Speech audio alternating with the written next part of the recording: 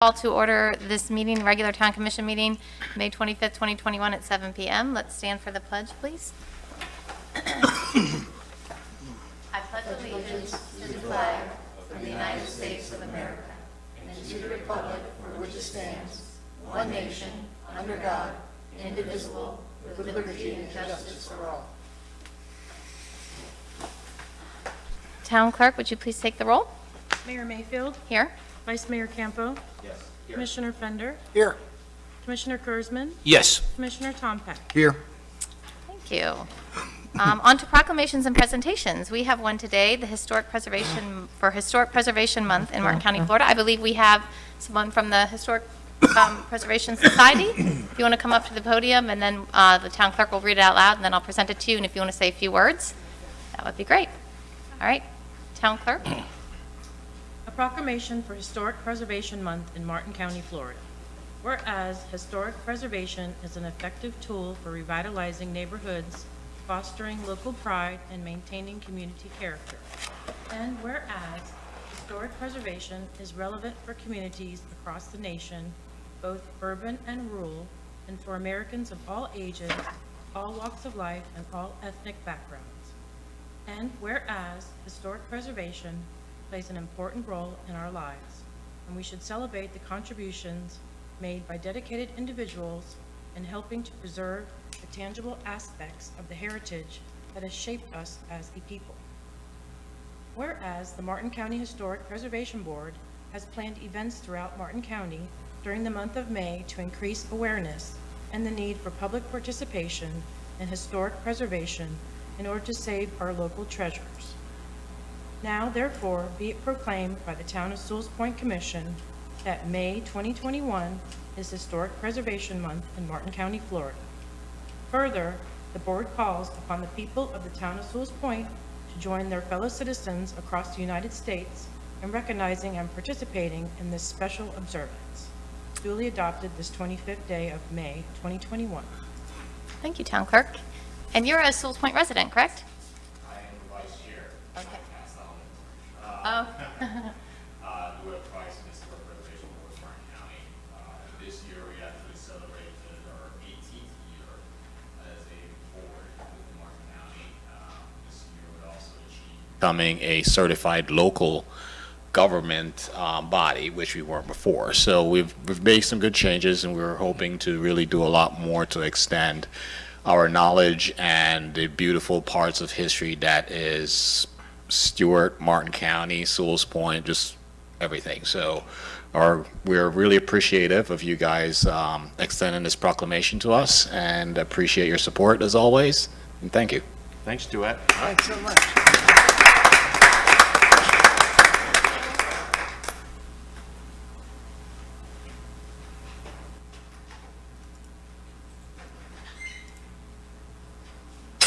All right. Now we are going to move on to public comment on non-agenda items, and we have one this evening. 3 minutes for public comment, and if you want to come up to the podium and say your name and address for the record, that would be great, please. John Eberst. Absolutely. Good evening, John Eberst, 138 South Sewalls Point. Mr. Fender. I just wanted to come in. I haven't been to one of these meetings. I've been a resident of the town since 2014, and I wanted to really let everybody know my feelings, and I don't know everybody else's feelings on fireworks and whatnot, especially with the upcoming holidays, Memorial Day weekend and 4th of July. I know that our governor has made fireworks legal in 2020 for the state, but I wanted to see the town's position in request extra enforcement, as we all should know that a house did burn down in High Point from fireworks, I don't know what, 5 years ago, something like that. I think they're a real issue, and I don't think, I think we should have extra patrol during those times. All right. Does the town have any laws regarding fireworks or anything that anybody's aware of? Now, traditionally, public comment, and I should have said that there's no back and forth dialogue between the commission and the public commenter, Sure. but I promise all those answers could be easily answered by the town manager or any of the staff. If you want to hit them up after the meeting or email them or anything else. So, but if you want to say anything else, I think you still got time, so. That's it. Okay, Thank you. Thanks for your time. Well done. All right. All right, now we will move on to additions, deletions, or changes to the agenda.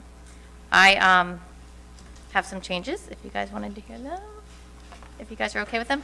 I would like to move item 5A out of the consent agenda, that's the financials, and move it to right after the consent agenda, so 5 capital A instead of 5 lowercase a. It's the first time with the new reports, and I think I spoke to the finance director, and she was going to say some words about those. And also move consent agenda item 5D out of the consent agenda to 5 capital B after the financials. That's the dates for the meeting, and I would like to propose a change when we get there. And then in addition, move 9A, which is the CCSI Grant Management Contract Amendment, and 10A, which is the Cheatham Contract Change Order, move those 2 items to 8B1, shall we say it, and 8B2, just so they come ahead of the resolution number 912, which is the budget amendment that specifically addresses those 2 topics. Makes sense. I'll second. I haven't made a motion yet. So right. I'll move that. I'll move the adoption of the agenda with those changes. I'd also like to talk later on, once Glenn gets here, on 7 Heritage. So I will move that we adopt the agenda with those 5 changes. Okay, did you want to put the commissioner comments, or did you? Sure. Okay. Okay, so you move that. Second. All right. Can I get a roll call, Town Clerk, please? Mayor Mayfield? Yes. Vice Mayor Campo? Yes. Commissioner Fender? Yes. Commissioner Kurzman? Yes. Commissioner Tompak? Yes. Okay, and thank you. Now we'll move on to approval of the consent agenda. I'll make a motion to approve as presented. I'll second it. All right, can I get a roll call? Vice Mayor Campo? Yes. Commissioner Fender? Yes. Commissioner Kurzman? Yes. Commissioner Tompak? Yes. Mayor Mayfield? Yes. All right, thank you. So now we will move on to the new moved item, which would be the financials.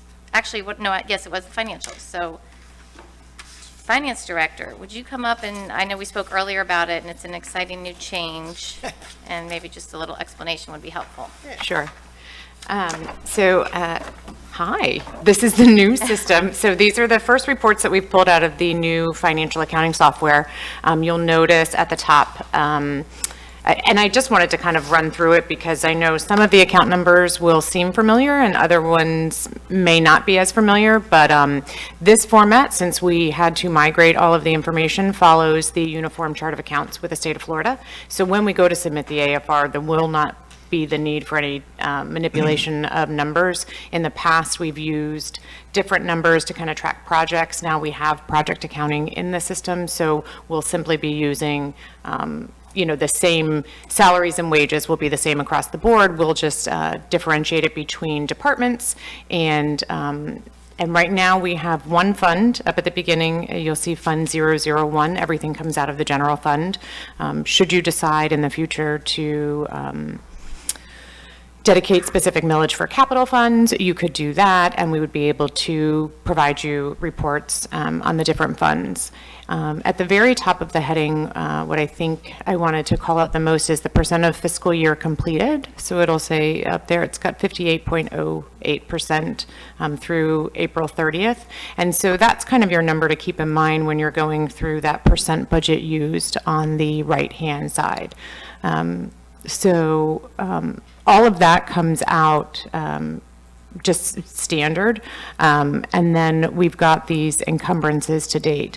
The amended budget that's in that column there, the 2020 and 2021 amended budget, will incorporate any budget amendments that have been approved. And so you may see that change from meeting to meeting. One of the biggest additions in this is going to be that transfer from reserves line item. In the past, it's not something that we've reported on in terms of the budget. It was in the budget, but not a line item in your revenue statement. And so you can see there that right now we currently have 1.046 million budgeted for the transfer from reserves. I've not made the entry to actually recognize that revenue until we get to the point that we really need to account for it. Right now, we are running a surplus in the net income side, and so there's no need to recognize it right now. In the past, there's been a budget for transfer reserves that wasn't needed, and so to book the entry to revenue at this point, it would probably just be a year-end adjustment. If we scroll down to the second page, a little bit further down, I'm trying to look for where the first encumbrance is. Yes, there, thank you. So if you look under stormwater improvements, you'll see the first line of where we've started to book those encumbrances. So that 1609754 under the encumbrance amount, that is the contract for Cheatham that was just approved last month for South Sewalls Point Road, Part 1, Phase 3. And so if you took that number along with the year-to-date number of the 1.279 and then subtracted it from the amended budget amount, that difference on the right is what's going to give you the available balance. So right now, a little bit over, it could be, I have to go back in the project accounting and make sure that everything got booked to Phase 3, not Phase 2, and those sorts of things, but it will show you all of the available balance. The nice thing about this is that it obviously allows us not to overspend. So even though in a traditional financial statement, it would have stopped at that amended budget and it would have shown $1.6 million available, except we have contracts outstanding that we've committed to, that we've agreed to make payment on and given notice to proceed on. And so we don't want to inadvertently generate another contract for somebody else with that same money. And then if you go down a little bit more, so there's another instance, the $82,000 in the CEI, that's the consor contract. So as we start to bring contracts to you for approval, we'll be including the line item that it will be coming from, and we will tell you the available balance. And once that contract is approved, it will go into encumbrance, and then it'll be reflected in the unencumbered balance. So it will show you anything that is available net of outstanding liabilities with any contracts. A little bit of shift in some of the departments, mainly because of the way that the chart of account qualifies things with the state of Florida. So under executive is both the town manager and then a portion of the town assistant. Finance is lucky just me. And governmental services includes your public works department. And then police, obviously, and then your building department. There's also a way now with this system that we're using to allocate time. So, for example, those positions, say like the town assistant who works partially for the building department and partially for general town hall, we can allocate that salary into those respective departments, which helps us report on the building side where that money is being used. Lastly, if we go to the balance sheet, which is just all one page, but I think the font's okay, Vice Mayor. Is it? What do you think on the font? I like it. Okay, good. If we go to operating fund unrestricted, which is that $1.683 million, when we talk about transfer from reserves and the operating unrestricted, it's a little bit down, town manager, there we go. When we talk about transferring from the unrestricted balance, this is where we're pulling from. So right now, you have an unrestricted balance of 1.683. We have already committed to transfer a little over $1 million from that operating fund. So the net balance in there is 637. And so later on this evening, you'll see a budget amendment that comes before you for roughly $636,000. Oh, sorry, go ahead. Oh, okay. And so when you look at that, the easiest way to kind of track kind of where that is if you take your operating fund balance, subtract any transfer from reserves that we have budgeted, that will give you the net difference in what we still have available unrestricted. Do you want me, Madam Mayor, did you want me to go through the reserves that were appropriated so far, where that 1 million comes from? I had spoken about that with you earlier, but if the other commissioners are interested in that 1 million amount, I wanted a refresher of what, okay. Sure. Town manager, I think there's a Word document too that just kind of goes line by line on there. So at the beginning of that financial statement, you saw that line item for 381.100, transfers from reserves in the amount of $1,046,885. That is broken out between $40,000 that was requested in Resolution 894 for the Dorian outfall repair. That did just get finished, and so I will be submitting to FEMA for the additional overrun on that. So we hope to bring a portion of that back. I think it's about a 75% match, and then 12.5 from the state. And then the $147,000 is for engineering services associated with Phase 3 of South Sewalls Point Road. And then the $859,885 was approved during the last board meeting, and that is for construction for South Sewalls Point Road, Part 1, Phase 3, where the notice to proceed was given to Cheatham to go ahead and move forward. So if we take that 1.6 from the unrestricted, subtract those transfers that are already committed to date, we have an unrestricted balance of $637,108.44. If you approve Resolution 912 tonight in the amount of $636,910, you will have an unrestricted fund balance of $198.44. And can you explain why that number shouldn't terrify us? It should, I don't think that it should terrify you. It should prompt some discussion on revenue sources and where we go from here, how to replenish, because we have looked at those town matches, right? In some of those spreadsheets, 700,000 is the town match, 200,000 is the town match, 200,000 is the town match, and now we're in it. And so while we have the 1 million still allocated in a disaster reserve, and we still have 500,000 allocated in an operating reserve, so your day-to-day functions are going to be preserved. So this is strictly unrestricted fund balance. But there is a time in August where we could go into, a very tight cash situation, depending on when these come through. The good news is that it is my understanding that we can begin drawing on the HMGP reimbursements as we progress through the project.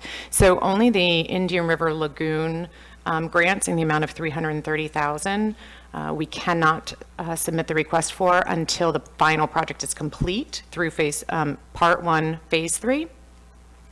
We've received almost all of the money from Martin County Utilities to date for the $500,000 for the water main that was added on to that phase.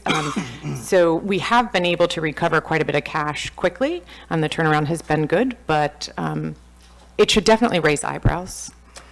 And I assume the disaster reserve is a restricted fund. We just can't use that for anything, right? Well, it is We shouldn't be specifically. using it for anything, let's put it that way. Correct. You could by vote, not unanimous, but as a commission, you could vote to reduce that amount. But yes, that is specifically reserved for hurricanes, any sort of, during COVID, we tapped into that and were able to, replenish it and things like that. Okay. Thank you, Cheryl. That was very thorough. A question from Commissioner Campo. I think I'd like to have some time privately. I could come by and we can go through some of these things. And I'm just going to take a stab out. I want to recognize former Mayor Jackie Thurlow here. And thank you for being here.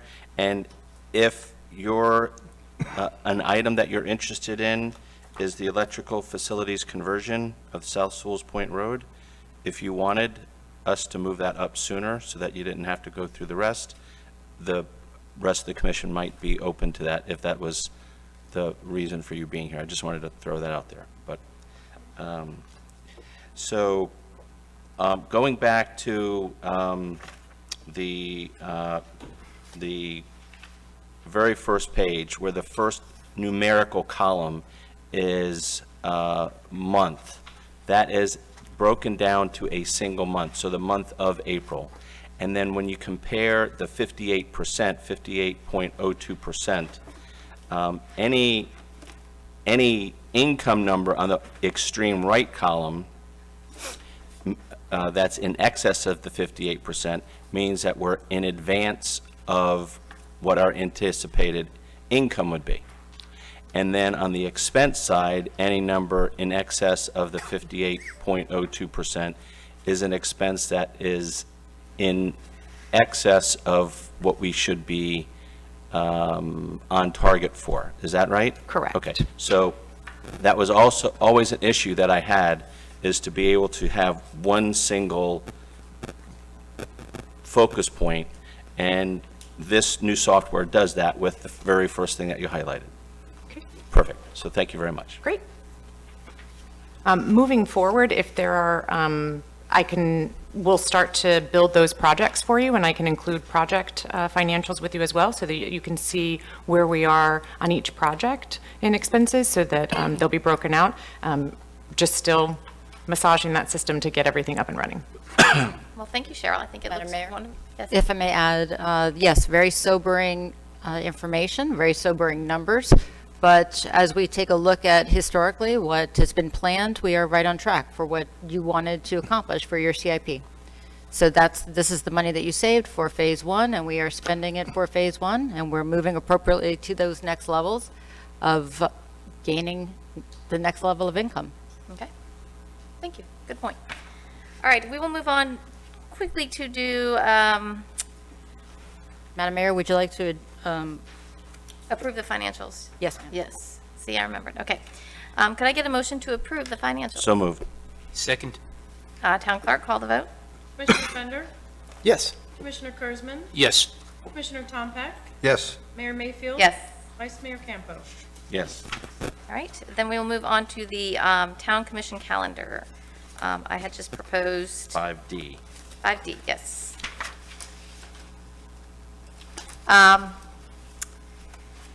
I'm open to what you guys think. You guys will note there that workshop June 8th is canceled. And I was thinking about what we did last year for November and December, if you guys were open to moving the November 23rd. That's Thanksgiving week. I know a lot of people go away. Sometimes we do. Obviously, the meeting doesn't revolve around me, but I know a lot of people do. Move November 23rd meeting to November 30th. And last year, we also did not do the December workshop and just do one regular meeting December 14th. I'll be open to your thoughts. Commissioner Campo? Thank you for bringing this up. I think in the past, we've done these things, and I would suggest and make a motion that we merge the November workshop and general meeting, business meeting, to the third Tuesday of November. I would assume that would be November 16th. Okay. And also eliminate well, I don't really, let's just keep it to the November. I don't know how to do, I would think maybe do the same thing in December? December, but That would that'd be be one meeting per month. December 21st. Other commissioners? I mean, the 28th of December is normally a really bad time, I think. Everyone's on holiday, so let me just throw out there to keep the ball rolling. I'll make a motion that we merge the November workshop and general business meeting to one meeting, and that meeting be on Tuesday, November the 16th. And I would also add that we do the similar thing in December. And I'm going to say merge it and make it December 14th. I'll second. Okay. Any discussion amongst Commissioner Tompak? Yeah, as Commissioner long as, Kurzman? can we make that 7 o'clock Yeah. Sure. possible? Thank you. Okay, so we are all aware there's no workshop at the beginning of June, and then the motion was to merge the November meetings to Tuesday, November 16th, and merge the December meetings to December 14th, Tuesday, December 14th. November 16th. November, did I say it wrong? I think so. And then merge December to December 14th, both Right, of them. right. At 7 PM, yes. Sorry about that. That was the motion. Is there a second? I second. All right, you guys did. Can I get a vote, please? Commissioner Kurzman, Yes. Commissioner Tompak, Yes. Mayor Mayfield. Yes. Vice Mayor Campo, Aye. Commissioner Fender. Yes. All right. to Commissioner Campo's point about Jackie being here, if you wanted to move, if it's okay with other commissioners, we could vote to move electric facilities conversion, because according to her, that's what she is here to speak about. We could move that to before the resolution, so we can get the ordinances done. So, I'll make that motion if you need it. all right. Second? Can we call the vote, please? Commissioner Tompak? Yes. Commissioner Bender? Yes. Commissioner Kurzman? Yes. Mayor Mayfield? Yes. Vice Mayor Campo? Yes. Okay, let's Professional courtesy. do the ordinances. All right. We are going to item 6A, which is ordinance number 431, nuisance ordinance modification, clarifying methodology for abatement. Town Attorney, would you please read the title? Ordinance number 431. Make sure I got the right number. Ordinance of the Town Commission of the Town of Sewalls Point, Florida, amending Chapter 22, Environment, Article 2, Nuisances, Division 1 in general, Section 22-32, prohibited nuisances on developed or vacant lots, and Section 22-33, abatement of uncultivated vegetation. Nuisances to clarify the authority and procedure for abatement of nuisances and for the purposes providing for severability of repealable conflicting ordinances, codification, and effective date. Thank you, Glenn. Opening it up for public comment. I don't see any, so I will close the public hearing. I'll move approval of ordinance number 431. I'll second? All right, then, see no discussion. Let's call the vote, please. Commissioner Fender? Aye. Commissioner Kurzman? Yes. Commissioner Tompak? Yes. Mayor Mayfield? Yes. Vice Mayor Campo? Aye. All right, we are moving on to ordinance number 433, conditional restaurant uses, Chapter 82 zoning, Article 2. Town Attorney, would you please read the title? Ordinance number 433 is an ordinance of the Town Commission of the Town of Sewalls Point, Florida, adopting Chapter 82 zoning, Article 2 administration, Division 3 Board of Zoning Adjustments, Subdivision 4 conditional uses to authorize the Board of Zoning Adjustment to consider conditional use applications, to establish the conditional use application process, the appeal process, and for other purposes, providing for severability, the repeal of all conflicting ordinances, codification, and an effective date. All right, thank you, Town Attorney. Open it up for public comment. I don't see any, so I will close it. Any discussion? I'd like to move ordinance 433. I'll second. Seeing no discussion, Town Clerk, will you please call the vote? Commissioner Kurzman? Yes. Commissioner Tompak? Yes. Mayor Mayfield? Yes. Vice Mayor Campo? Aye. Commissioner Fender? Yes. All right, moving along to ordinance number 434, restaurants permitted and prohibited uses, Article 4 districts. Town Attorney, would you please read it? Madam Mayor, ordinance number 434 is an ordinance of the Town Commission of the Town of Sewalls Point, Florida, amending Chapter 82 zoning, Article 4 districts and district regulations, Division 3 Business District, B1, Section 82-302, permitted and prohibited uses to address conditional use permits for restaurants and food stores and to grandfather in existing restaurants and food stores. Providing for severability, the repeal of all conflicting ordinances, codification, and an effective date. Thank you, Town Attorney. You're welcome. All right, open up for public comment. I see none. I will close it. Any discussion amongst the commissioners? Commissioner Fender? Just making a note that item 2 on page 3 does reference still prohibition of convenience stores, which I am in favor of, so if I'm interpreting that correctly. Food stores and convenience stores are delineated differently. Yes, I believe making that a- was the area we just decided making a to note of leave that, in. yeah. Yep. Commissioner Campo? On that subject, Glenn, there was some talk about the session affecting that specific issue. Did that come up, or are we still in good shape there? Well, they did pass legislation essentially allowing gas stations just about anywhere, and I haven't really studied it to see how they're defining gas stations. Usually that would include some kind of convenience store. The unanswered question is whether our ordinance got in under the wire before that law became effective. So that's going to be something that we could look at, but at least If we get challenged in the future, we're in good we're in ground. better shape. We're in better shape than if we didn't pass this. Right, okay. Let's pass it. Commissioner Definitely Fender? better shape. So just curious process on that. If someone comes forward and wants to put a gas station here, does that not come before the BZA for conditional use? And Again, we would I then need deny it? to look at this new law. I just was reading a blurb and it got passed, but again, it's specific to gas stations. So if someone just wanted to open a 7-Eleven without a gas station, this would apply. But if someone is looking for just a gas station, This would Prevent it. prevent it. right, Yeah. right. But if someone had a gas station, as the typical Wawa's racetrack are now with the convenience store, there's an argument that they're going to have that they're allowed under that new state law. We've got the argument that we had an ordinance in place, hopefully before that. I think that law goes into effect July 1st. So that's the key, is what the day it goes into effect. Usually they go into effect July 1st. So if we got in under the wire, we're in much better shape. Okay. I'll move approval if it hasn't already been moved. I'll second. All right. Seeing no discussion, Town Clerk, will you call the vote, please? Commissioner Tom Peck, Yes. Mayor Mayfield, Yes. Vice Mayor Campo, Aye. Commissioner Fender, Yes. Commissioner Kurzman. Yes. Okay. Nice work. All right, item 7, public hearing ordinance, first reading, there are none, so we are going to move on to the moved item, which was under old business, which is electric facilities conversion, South Sewalls Point Road. And before the town manager addresses that, we have a public comment from Ms. Jackie Thurlow-Lippisch. If you would get up and state your address and name for the record, please.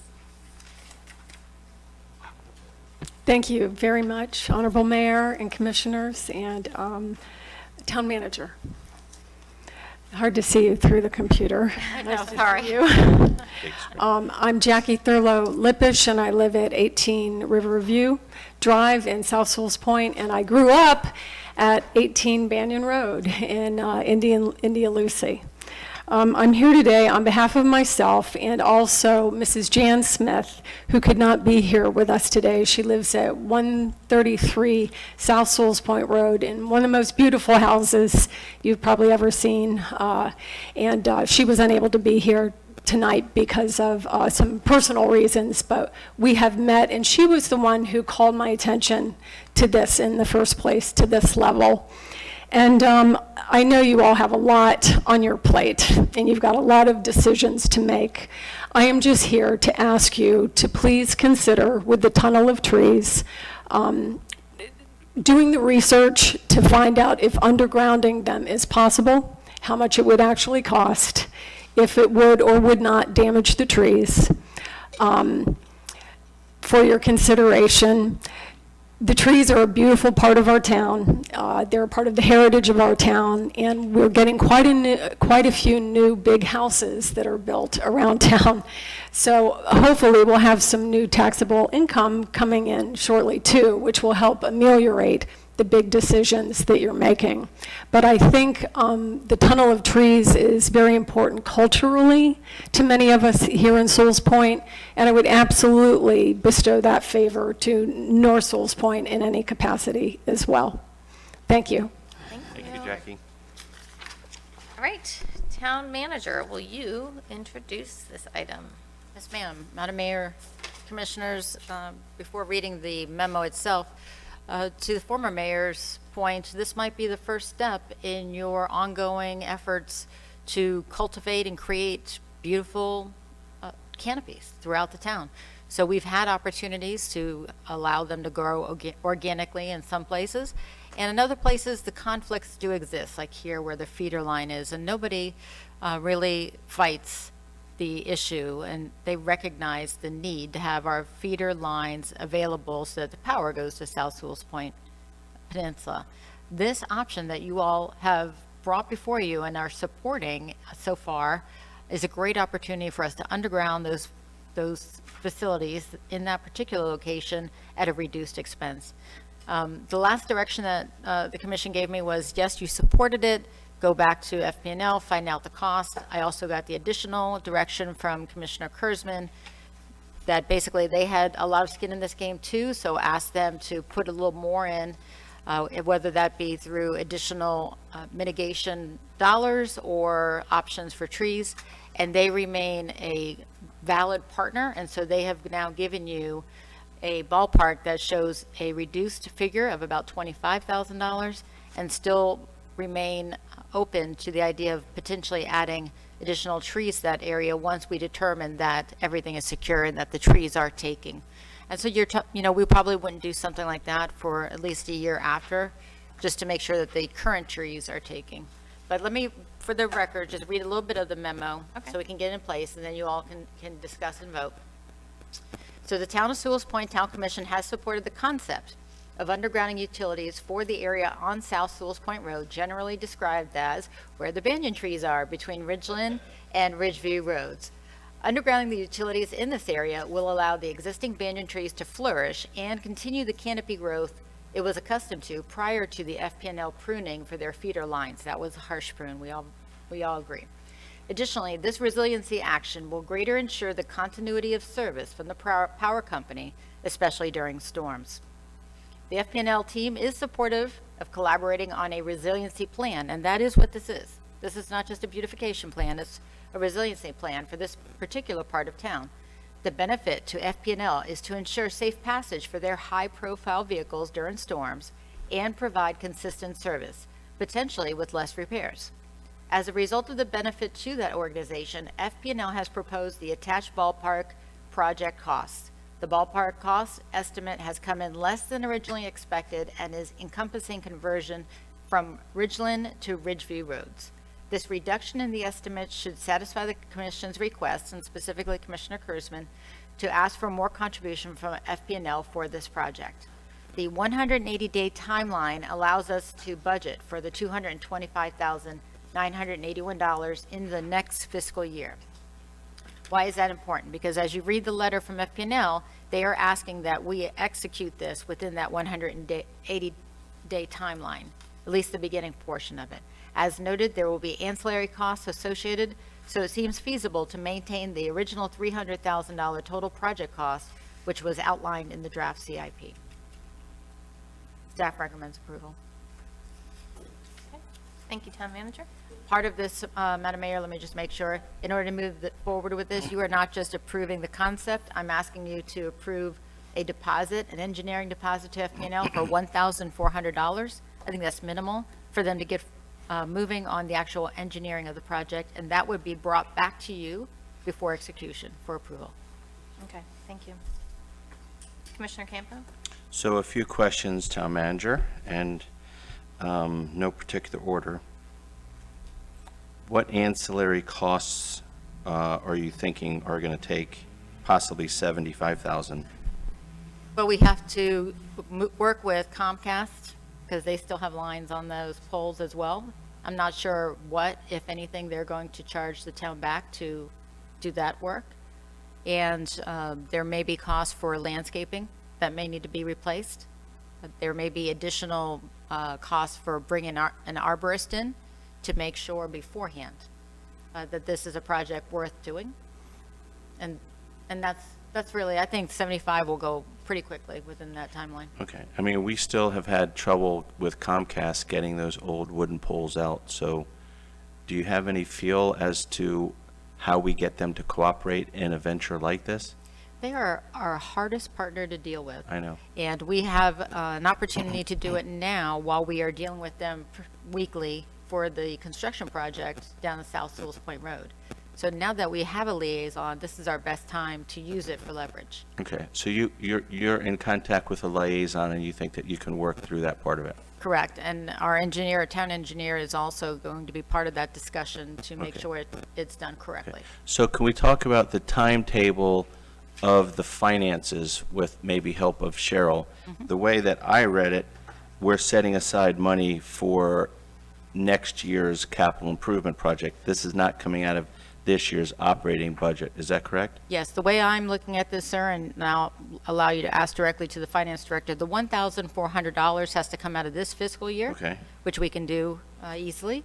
And then we should plan, and you will see it in your budget when we do the planning during the summertime, for the costs for this particular project. So that's the 21-22 capital improvement project for the 225? Or the 300, I should say.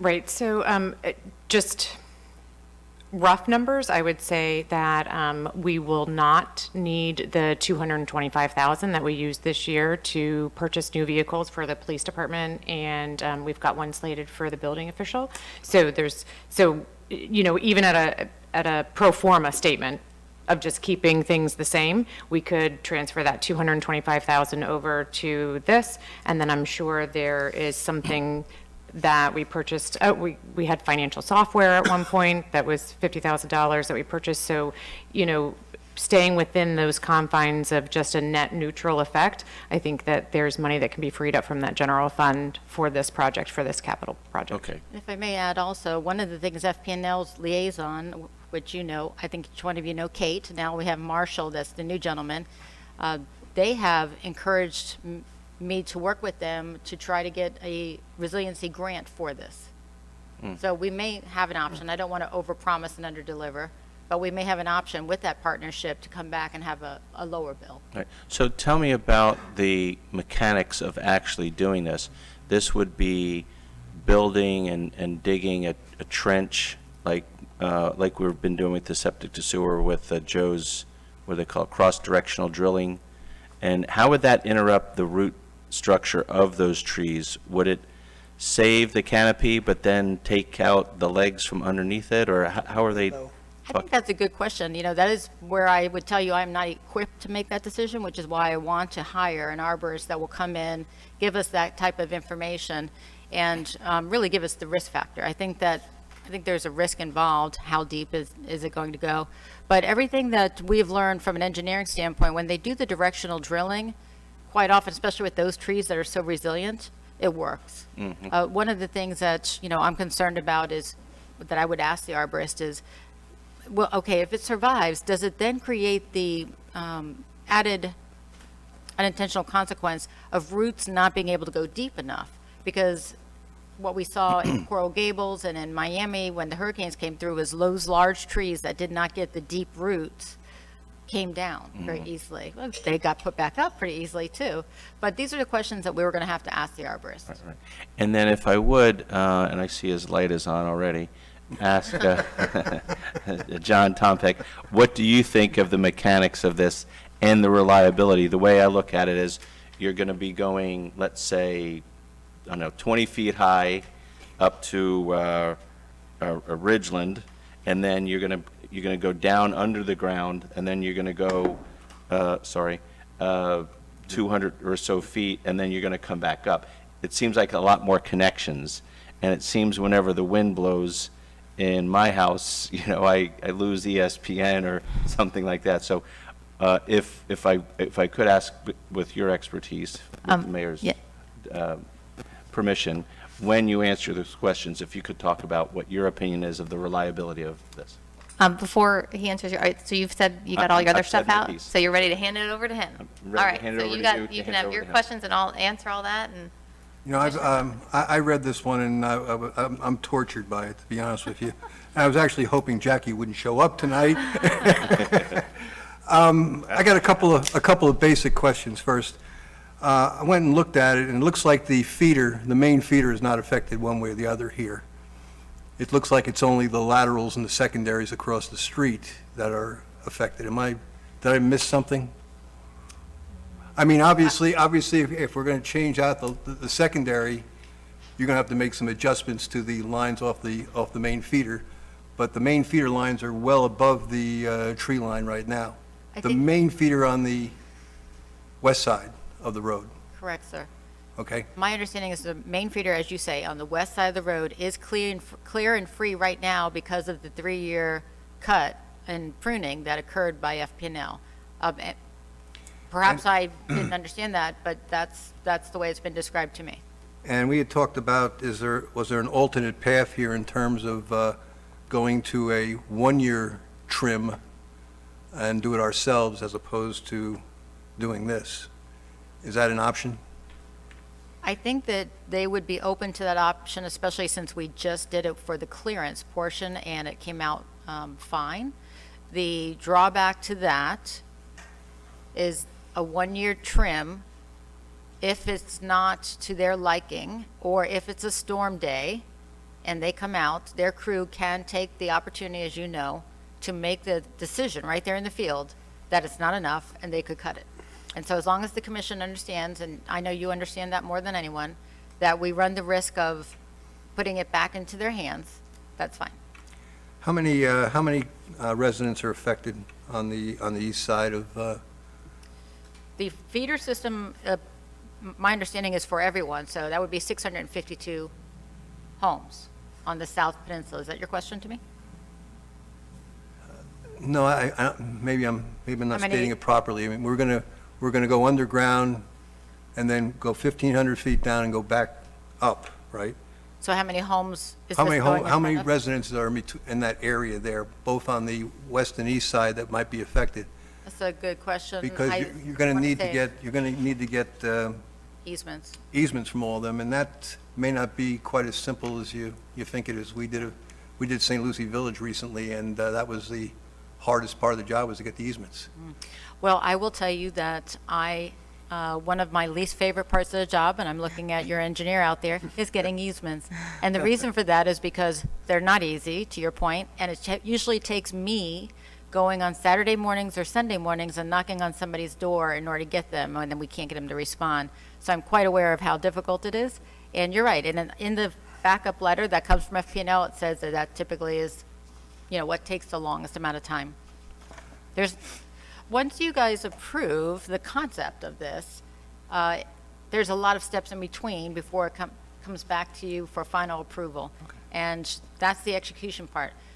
Since there's so much work that your staff and FP&L will have to do, that's why they ask for the commitment of, it's a low commitment of $1,400 on the deposit, but also a commitment of a vote, because of the amount of work that goes into even a small project like this. Can I ask a question? Oh, I'm sorry, I think I interrupted your last question. I'm sorry, sir.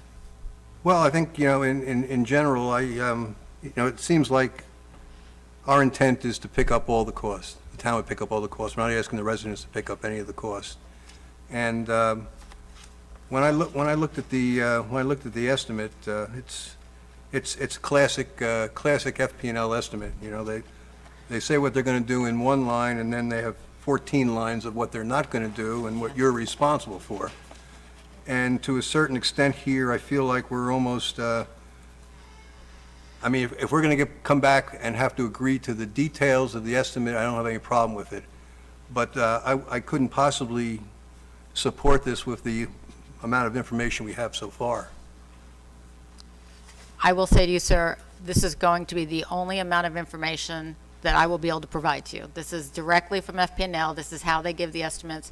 And that's what gave the agita to the commission about the $7 million for the south end and $6 million for the north end as well, because the same type of ballpark estimate is the first estimate that you get. Now, the next level estimate that you will receive will be more finite and detailed. And that comes at a cost of $1,400. Yes, sir, exactly, because they don't want to have their engineers working on something if we're not going to have, Right. a purposeful commitment to it. And we may, you're correct, we may go through the steps in the process and find that it's not to your liking. But certainly, it's a policy decision. Okay, Commissioner Fender, you're up, but do you want to hear, I saw Joe waving his hand and Glenn. Do you want to hear them first? Sure. Okay, Joe, I think you were first, if you wanted to come up and add your wisdom. Well, I don't know if this is wisdom, but let me tell you what's going to happen out there. So just so you know, this area that you're speaking about is currently in what is South Sewalls Point Road Phase 3 area. And we've been applying for grants for that area, and that we have already been designing the improvements in that area. So that area will have water mains all relocated. It'll have more storm sewer lines being put in the ground. We'll be raising the road. There's a number of things that have happened. So let me tell you what's already been happening in that area. We've already put a line underneath what is the flexi-pave sidewalk area. We put in and it's a substantial line. It's basically a 15-inch diameter line, perforated pipe with about a 4x4 trench, exfiltration pipe with rock around it, in that area. It is highly unlikely that we could hurt those trees with all the work we've already done there, And that's just my opinion. Obviously, you can have an arborist look at it. The second thing is I told the town manager, I'd certainly recommend that we get easements from both sides, as you've mentioned, John. And it's probably about, I would guess that there is probably at least 20 properties. We're all very familiar with getting easements from these folks because they wouldn't give me an outfall easement for 3 years, right? So we know that we're going to have that, but we were going down the property lines from the road to the river. The people, I don't think, are going to be as much objecting to this going parallel with the road. The other thing is that you already told me that you wanted lines that cross the road. Whenever we did South Sewalls Point Road, we would put a conduit so that later on we can put all those lines in place. So I don't mean to tell you that, you know, we're probably going to spend $4 million in this area. You know, that whether it's $100,000, $200,000 for underground power, it's probably a smart investment in my mind. And again, we're going to be careful, what we do there, but I really think you should at least have the design done so we can know where to place the line, so they know where we're putting the lines, because we've already designed the lines to be put out there. So anyways, it's just my suggestion to at least go to that phase, and then you can make a decision after that. Okay. Thank you, Joe. Glenn? Yeah, I'm not certain on this. I'm going to defer to Joe and Michelle a little bit, but my understanding is when you give FP&L your down payment, and then they give you the binding report, and it says in there, next to last paragraph, they have to commence work within 180 days of that binding report. So if we're going to get those easements, you may want to think about getting those easements before you give them that down payment, because we could run out of time. If there's a holdout on the easement and you can't commence the work with 180 days, and Joe, you know, appreciate your input on that, but I think that's where you may want to slow walk this just a little bit in terms of making sure you get the easements in hand, then you give FP&L Is the down payment the 1,400? It's the 1,400, but the way I understand this is once you give them the 1,400, they're going to use that to go ahead and give a binding estimate. Once you receive that binding estimate, the clock starts ticking on 180 days. And if we have holdouts where we can't get those easements, I'm not sure what FP&L does in that point, but it's setting up a potential conflict situation. So I would at least get some percentage of those easements, if not all of them, before you told FP&L get the binding. But Joe, I could ask Joe. I mean, he's dealt with these projects before. Again, did you want to? First. Commissioner Fender, did you want to speak first? You've been waiting a little bit No, before go he ahead, gets. Okay. We got a line. Well, I guess what I'm trying to tell you is, although the right-of-way is being filled with all sorts of lines, water mains, underground power lines and everything, if we can't get an easement from somebody, we are already going to be tearing this road up. We can move it over into another location. So I really am not too concerned, other than the fact you are exactly right. We should go ask the people for the easements now. Let's see what we have. So at least then, before they start their design, we can tell them, this is where we have an opening for your line, this is where we don't have an opening for your line, and then they can design it that way. So I think it's important, like you say, that we go and at least talk to the folks.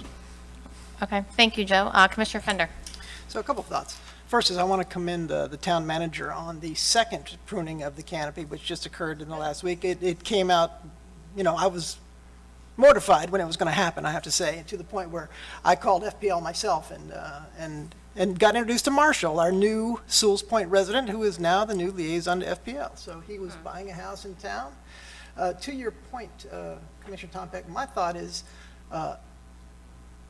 from a technical design perspective, we're not going to design it here, but if anybody is going to design it, it's going to be FPL, right? So if there are technical issues about the going up and down and connection issues, they're not going to put in a system that they have to maintain heavily, right? They're going to solidify it, so they do it once and go in and out. So I have kind of faith in the engineers that are going to do the work.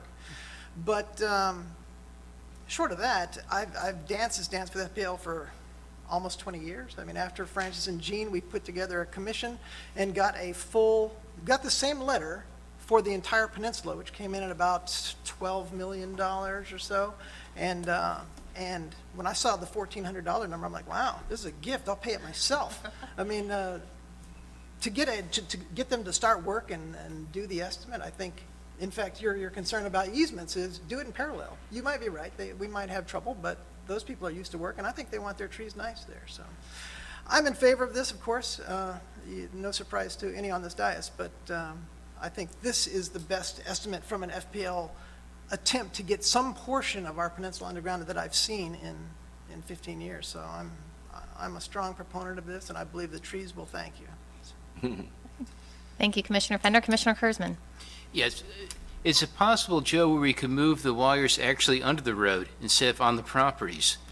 And I think that would make the most sense. So let's say we don't get the easement from the property owners, we would just move it over under the road. I'd hate to lose this right now. We've gone this far. We have FPL working with us. This canopy, it's priceless. It's something you can't really put a dollar sign on. And to see us possibly even get a chance at losing this and not having those trees grow to their full potential again, and Well, just, and again, certainly, we could put lines under the road. We put water mains, we put sewer mains, we put lines under the road all the time. Certainly, the problem you have is when they have to maintain them, and there's a break, and obviously, they got to tear your road up. And, you know, I think what we want to do, once we get all these roads repaved and so forth, we want to put a limitation on when people can tear up our roads, because otherwise, we'll still see patches because somebody decides to extend an electrical line, a telephone communication, whatever. So I won't want to tell you that they can't do it. I'm just telling you it's probably not the preferred location to put it under the road. Just because of the future, there'll be someday, I mean, when we can get around that with conduits and that they put lines through, they put their lines through sleeves and so forth across the road, but I wouldn't want to put it always underneath the road. The fact of the matter, the other option you have, which we do a lot of now, is directional drilling. So if there is a problem with the line, then they would have to redirectional drill the line in a location. So there's a lot of different ways of looking at it. I don't think I guess by design, I would not put it under the road initially. Okay. FPL's going to tell you where they want to put it. Hold on Right. one second. Commissioner Kurzman, did you? yeah, I'm not talking like, I'm just talking barely under the road, just, you know, as an alternative, because it's not anybody's easement at that point. It's public, it's your public right of way. yes. You're right, yeah. I don't know how- Just so you remember, our section in that area is 11-foot lane, 10-foot lanes with a 3-foot shoulder, so there's 13 foot of asphalt on either side of the center line, so that's 26 feet, and then you have a 2-foot valley gutter, okay? So maybe putting it under the valley gutter would be a place that would be beneficial, like you say, because you could take out a valley gutter if you had to get to the problem that maybe That would make the most sense, then. That's really what we should shoot for if we can't get the easement. Right, that's right. All That's right. an option. Thank you. Commissioner Tompeck? Yeah, just one other thing, because I didn't answer James's question. This modification here is really not going to make the system a whole lot more reliable or a whole lot more resilient. What I'm thinking wasn't going to make it more unreliable. No, I don't think it'll make it more unreliable, but you're not really gaining anything reliability No, or no, resiliency. I didn't think that. So, okay.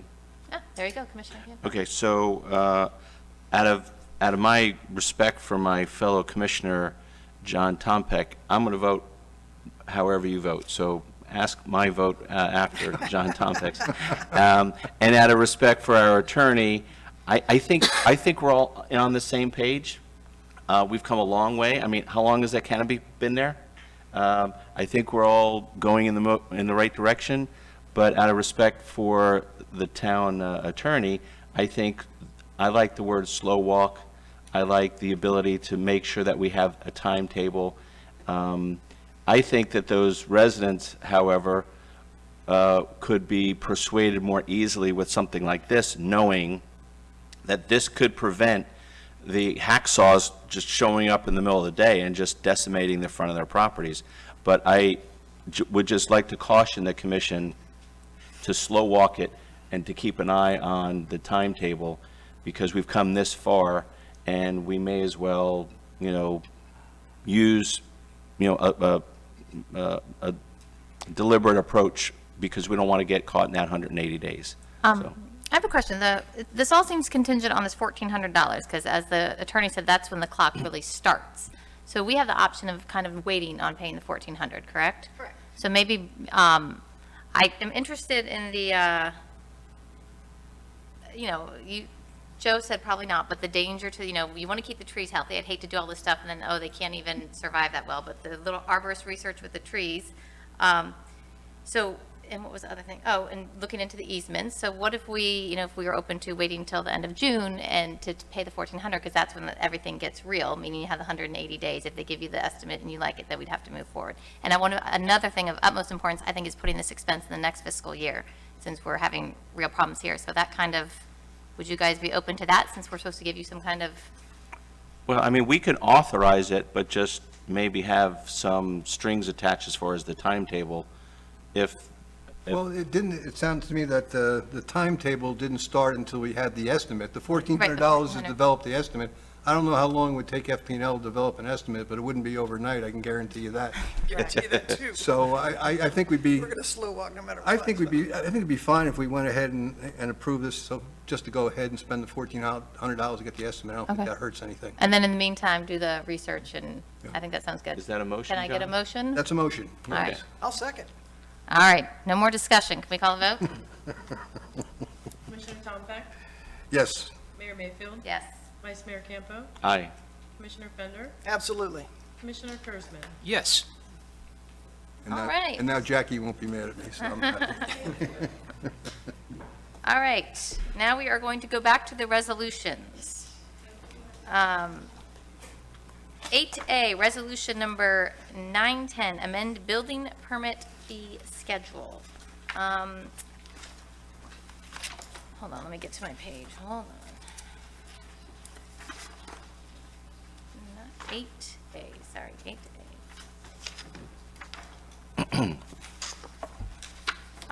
Town Clerk, would you like to read just the beginning? I know last time I made you read a lot of resolutions, so you can read just the title, please. When are we on 910? There we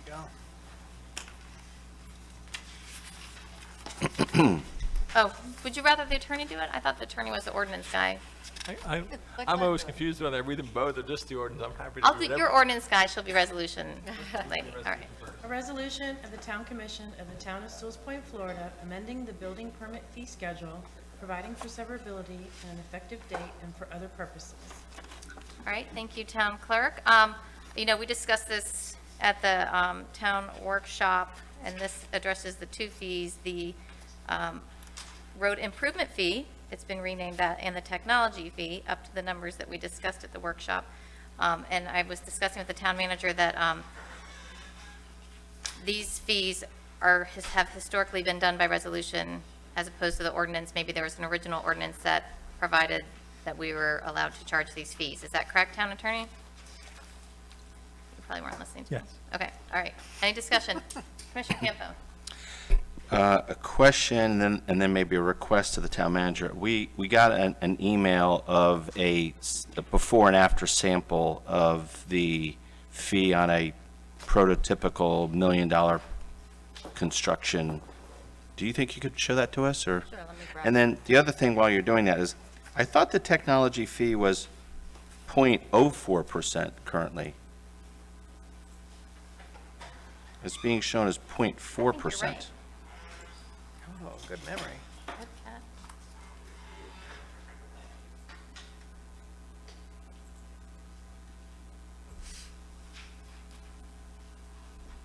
Well, I think it's up here.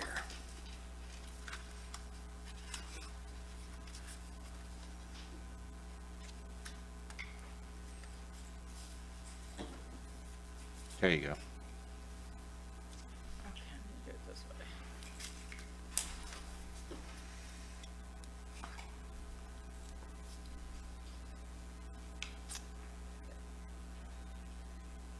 Okay.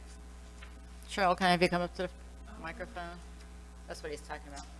Okay, so this is really an opportunity for us to take a look at what the current rates are. And we used your example when we were in discussion last time of $1 million home, and versus the proposed change and the impact it would make to that same home that's valued at $1 million. And so you see the difference here Is that- moves, basically it's $10,000 more on that particular home. I thought when we talked about, oh, may I speak? Sorry, I'm agreeing with you. I think you're right. I thought when we spoke about this, Jack, it was 2%. Our current rate was 2%. When I saw 73,000, that blew me away. So all of a sudden, we're talking about 7.3% current rates. That's, 2% is for the building fee, for a single-family build, you mean for the value, the overall value? right here. I have it as 4 there, and It says 4 there. I thought I pulled it right from the sheet, but you are correct on the technology fee. It is 0.04%, and so that is my error. And I thought the building permit fee was 2% of construction. Okay.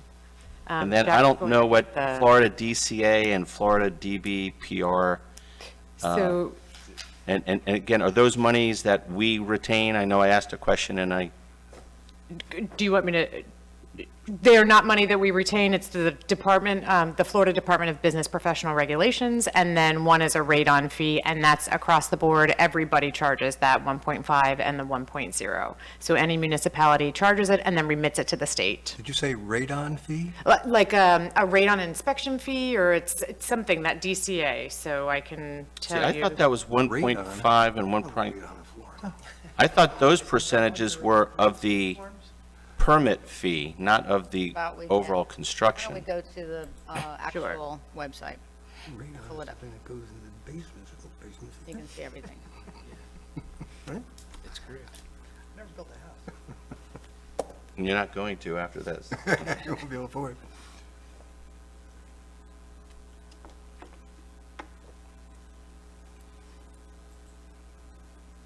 It says State of Florida DCA radon surcharge, 1.5% of total building fee. I'm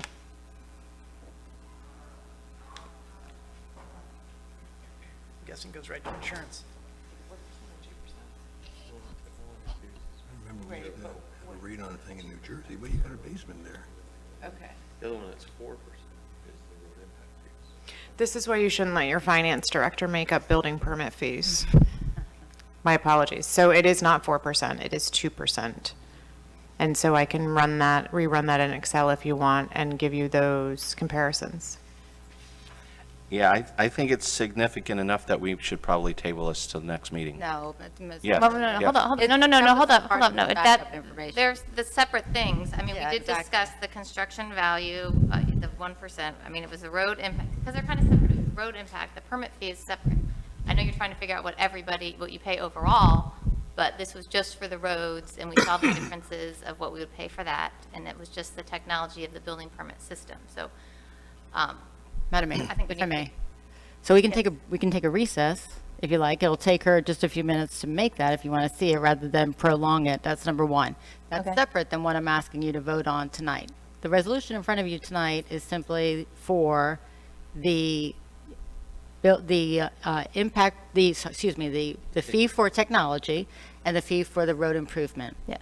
And the difference between the monies that we collect for overall for building permit fees, that large category, which is 2%, that money has to go back into building department and expenses by the building department. These fees, separated out, allow us to use it for roads, for technology. So it is separate. Okay. So why don't we finish this one, and then Commissioner Campo, did you want that information before? Well, again, we're all a team, we're all trying to get these things accomplished. I know Dave is concerned about the revenue for the roads, and we are, but that information was not even close, and in 2 ways. And I just like good, solid information to make decisions. I'm not trying to be that's a big number, $73,000 for a building permit. So if we want to come back and revisit it, it's, what is the technology fee? We didn't. Yeah, well, we talked about it at the last meeting, and I think that, especially because our next meeting is not till June, I think that we had discussed this at length, so I would prefer that we take it Okay, through. all right. then, so. I may be voting no if we're going to be rushing it, but you guys can continue to chat about it. Okay, is there any other discussion? What is even, Yeah, what is what on the do we- agenda? yeah, What is on the? We better recap this for me. Were you planning on adjourning for a few minutes so they can make the changes here? Is No, that- let's No? call the vote Okay. on this. That's a separate area. The chart was wrong, but that's not what we judge their What are we information calling on the for vote this. on specifically? To approve this resolution that shows that we are increasing the road improvement fee from, I believe it was 0.4 to 1%. We had that big discussion. Commissioner Kurzman wanted 2%. We agreed, we came back at 1%. This is kind of the catch-up, like Commissioner Tompeck was referring to. These are just fees that we had kind of not paid attention to. And then the other one was the technology fee, which was 0.04. That was a I see mistake. them that would both have on to be here. changed. Yeah, Okay. that was a mistake. It was that could be crossed out or whatever, but that was 0.04, and it was going to get increased to 0.08. So those are the two So things. is that what, we're moving from .04 to .08? That's what it should have been, yes. That was a So mistake. we're changing this document right now, right? Yep. Okay. But we discussed it, when we had the discussion about it, we were using the correct amount. This is just a typo. Commissioner Kurzman, Yeah, at this point, it actually would be less money than what we originally shown overall for the cost of to build a home right now. $1 million home is actually less than what we showed in the example. Raising the technology fee is nothing compared to when you go and you're adding an extra 2%, which is an extra $20,000. You take that $20,000 down, and you're just raising a few thousand on the other end. It's a win-win. I'd like to just move this at this point. okay, thank you. Can I get a motion to approve the resolution? I think you just did. Okay, can I get a second? Second. All right. See no more discussion, let's call the vote. There is a Okay, discussion. I'm sorry, I didn't see your button. I'm sorry, I'm just going to, be out of principle. Without good data, I can't make good decisions, so I'll be voting against this. I think generally it made sense, but I'm just going to kind of make a stand on that. Have it now, Madam Mayor. Okay, you can pull it, yeah, you can pull up.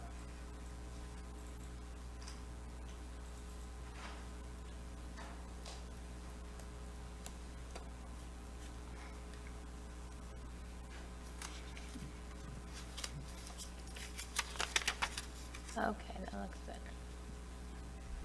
Oop, double click.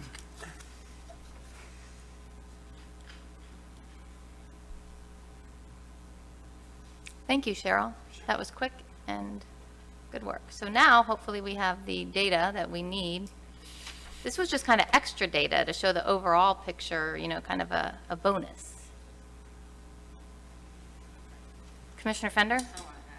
I was just going to say that I do like the change to improvement fee versus impact fee. I thought that was a nice touch. And I would like to know what actually is what is this technology fee used for at the end of the day? At the workshop, they discussed it. It was the software they use. They have an online system for their, Cheryl, are you addressing that? Sure. So it's part of Citizen Serve, so the online building permit process that we use. Each user fee alone is $1,500 to have a login. I remember now. Thank you. Yes. For the licensing. And then processing credit card payments and things like that. Okay. I call a question. Okay. I'll call the vote, please. Mayor Mayfield, Yes. Vice Mayor Campo, Nay. Commissioner Fender, Yes. Commissioner Kurzman, Yes. Commissioner Tompak. Yes. Okay. Moving along. Resolution number 911. Oh, for fire assessment, how appropriate. Isn't that nice? All right.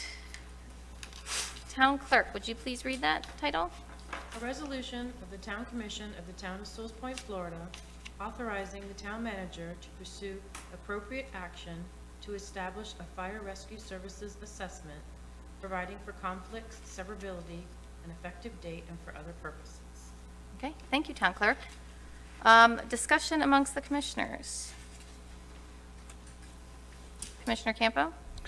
I think this is something we discussed last time, and I tried to articulate the rationale of other municipalities doing this. I had a nice conversation with Michelle today about it. I would be in favor of where we are in this phase of things if we could exchange one word, and if you look at the resolution, section 1, it says the town commission hereby directs the town manager to, I'd like to strike the word pursue, I'd like to strike the word pursue and replace it with the word explore, because I think pursue indicates that this is a done deal, and it's not. This is just something that we are checking into. So If we could use that language, I would vote for it. If we can't, then I would be voting against it. Okay, thank you. Commissioner Tompeck? I didn't press my button. Oh, Glenn, I'm sorry. Was that you? Okay, well, somebody did. I just pressed it. Technical malfunction. Sorry about that. I just looked up and a light was on. Any other discussion amongst the commissioners for supporting fire services? Actually, I do have one item. This time I didn't press the button. One of the things I was, as we talk to residents, we all have, they're interested in making sure that we're out there in front and explaining to them what's happening here.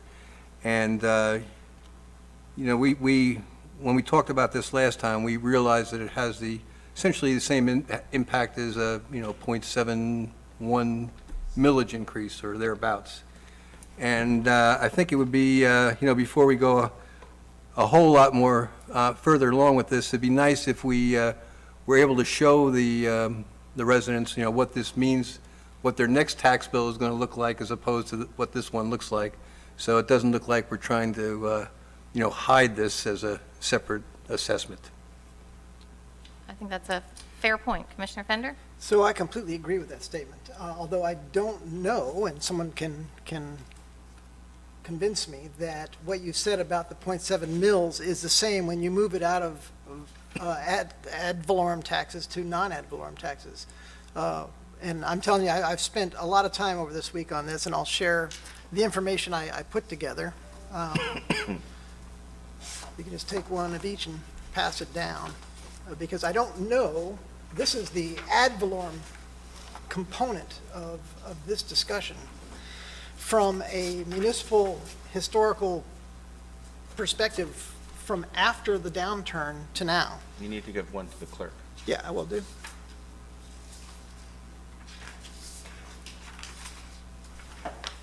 Thank you. You're welcome.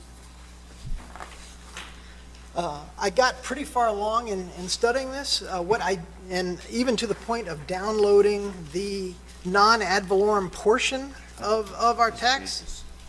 But what's not on here is the non-ad valorem piece. Yes. And this involved downloading like 65. Milk and eggs on the way home. Oh, thank you. Yes, I do. So if you look at the Stewart line, really, the thing to compare here is on the historical total millage, not our individual municipal millage, which is the smaller spreadsheet. But historically, Stewart is pretty much at the top of the list. I mean, you kind of count out Ocean Breeze because they've had some construction projects over time and they're bouncing up and down. But what you don't see in here is the non-ad valorem portion of your tax bill. And for Stewart, it's about 3.3% percentage points higher, and Sewalls Point's is not there. It's because they include their fire fee outside of their tax base. So my question really is, and by the way, I'm not opposed to it, but I'm going to fight to keep our historical trend line below the other municipalities in our area, mainly from a home rule perspective, right? I mean, I believe that we incorporate townships so that we can have some control over how we allocate our taxes. And one of the ways we might want to allocate it is towards improving our road facility or doing all the things that Joe's working on. If that tax money is going to Stewart, and we're part of the larger Martin County municipality, we're not able to apply our tax burden directly to our community. So I think our forefathers in the town of Sewalls Point were pretty smart about incorporating us here so that we could take the revenue we generate and apply it as we see fit, which might be applying more to it, as Ocean Breeze has, or applying less to it, as we have over time. So it looks like we don't need to be the lowest. Jupiter Island's right in the middle.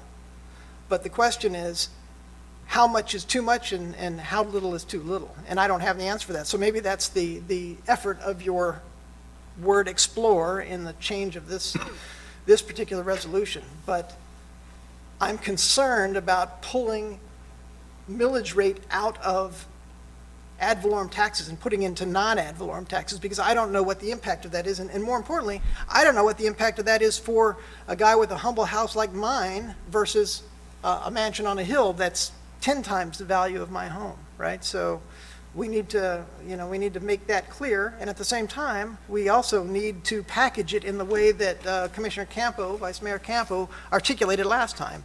If we're going to do a huge improvement to the town, which is going to come with some nice bells and whistles of some added value to property owners, we should be, as you said, Commissioner Tompeck, it's going to take some marketing. Some people are going to want to know why their tax bill's going up, and I certainly personally don't want to be the person who's tarred and feathered here, because I'm on this commission following the number one initiative that we all set forth in our goals is financial expediency and stability. So, to me, that number one item on our goals list is that red line along the bottom of the historical millage rate. I don't want to be the one to drive it above the other municipalities to our left and right. Okay. Do you mind, and I agree with the education and letting the residents know. I think that's very important, that you don't want to seem like you're trying to trick them per se. I think it makes sense to separate the fire, especially when you see how greatly that number is increasing. It's going up to $700,000. It just doesn't, that way the residents can see that what they're spending that money for. So I like that. I would like it if could you repeat your question? You said I got confused when you were talking about that, take out the ad valorem. So what is your main concern about moving the?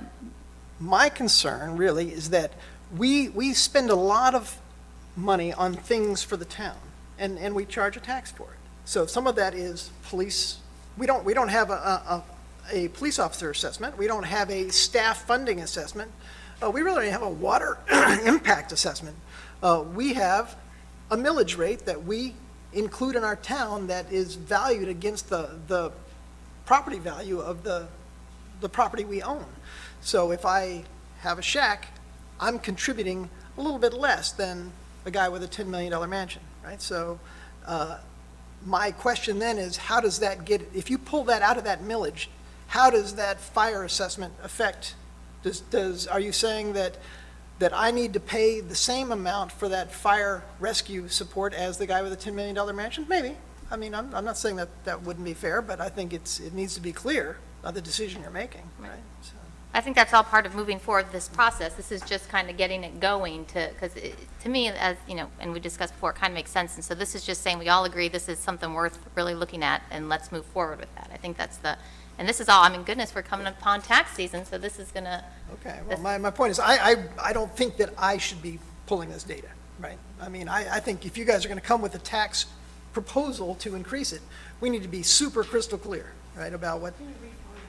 Yeah, and I also think the projects, the fact that we are down to 198 in reserves, or even that's kind of the impetus. All right, Commissioner Kurtzman, you've been patient. Sorry about that. Yes, no, that's all right. I agree. I think we're all on the same page. We need to be transparent about this and educate the community.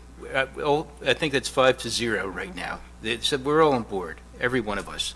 The one thing key reason is, especially with the fire right now, every place I've ever lived, the fire is separate, and especially here it should be, because we do not control the fire department. That is outsourced. We have our own police department. If we decide next week to hire 10 more police, that's on us. We have no control whatsoever, whatever they do, and when it comes up for renewal again with the fire department, it could be twice as bad. And then it looks like we raise the taxes on everybody. We're the bad guys. We have zero say, zero control with the Stewart Fire Department or even Martin County Fire Department, if that so be it down the road. And it would be foolish to try and operate our own fire department. That's an expense we don't need. So it's probably going to be one or two alternatives. I just feel it needs to be broken out. It's a no-brainer. And as far as, I've spoke to so many residents on why we're going to be increasing taxes. It's not if we're going to be, it's why we're going to be. We're making so many improvements. How many of us got calls or had neighbors come up to us, what are you going to do about the flooding? Well, you know what, we did something about it. You could pat yourselves on the back. It's happening. A lot of these improvements, when are you going to fix the roads? We're fixing the roads. a lot of the things, the problems that people have complained about here for many years, we fixed them. Congratulations. We did something that's great. It's going to cost money, though. Nothing is free. And at this point, I think we just need to pass this and let's move forward. But like I said, we are going to be transparent, Pass what? Yeah, the resolution.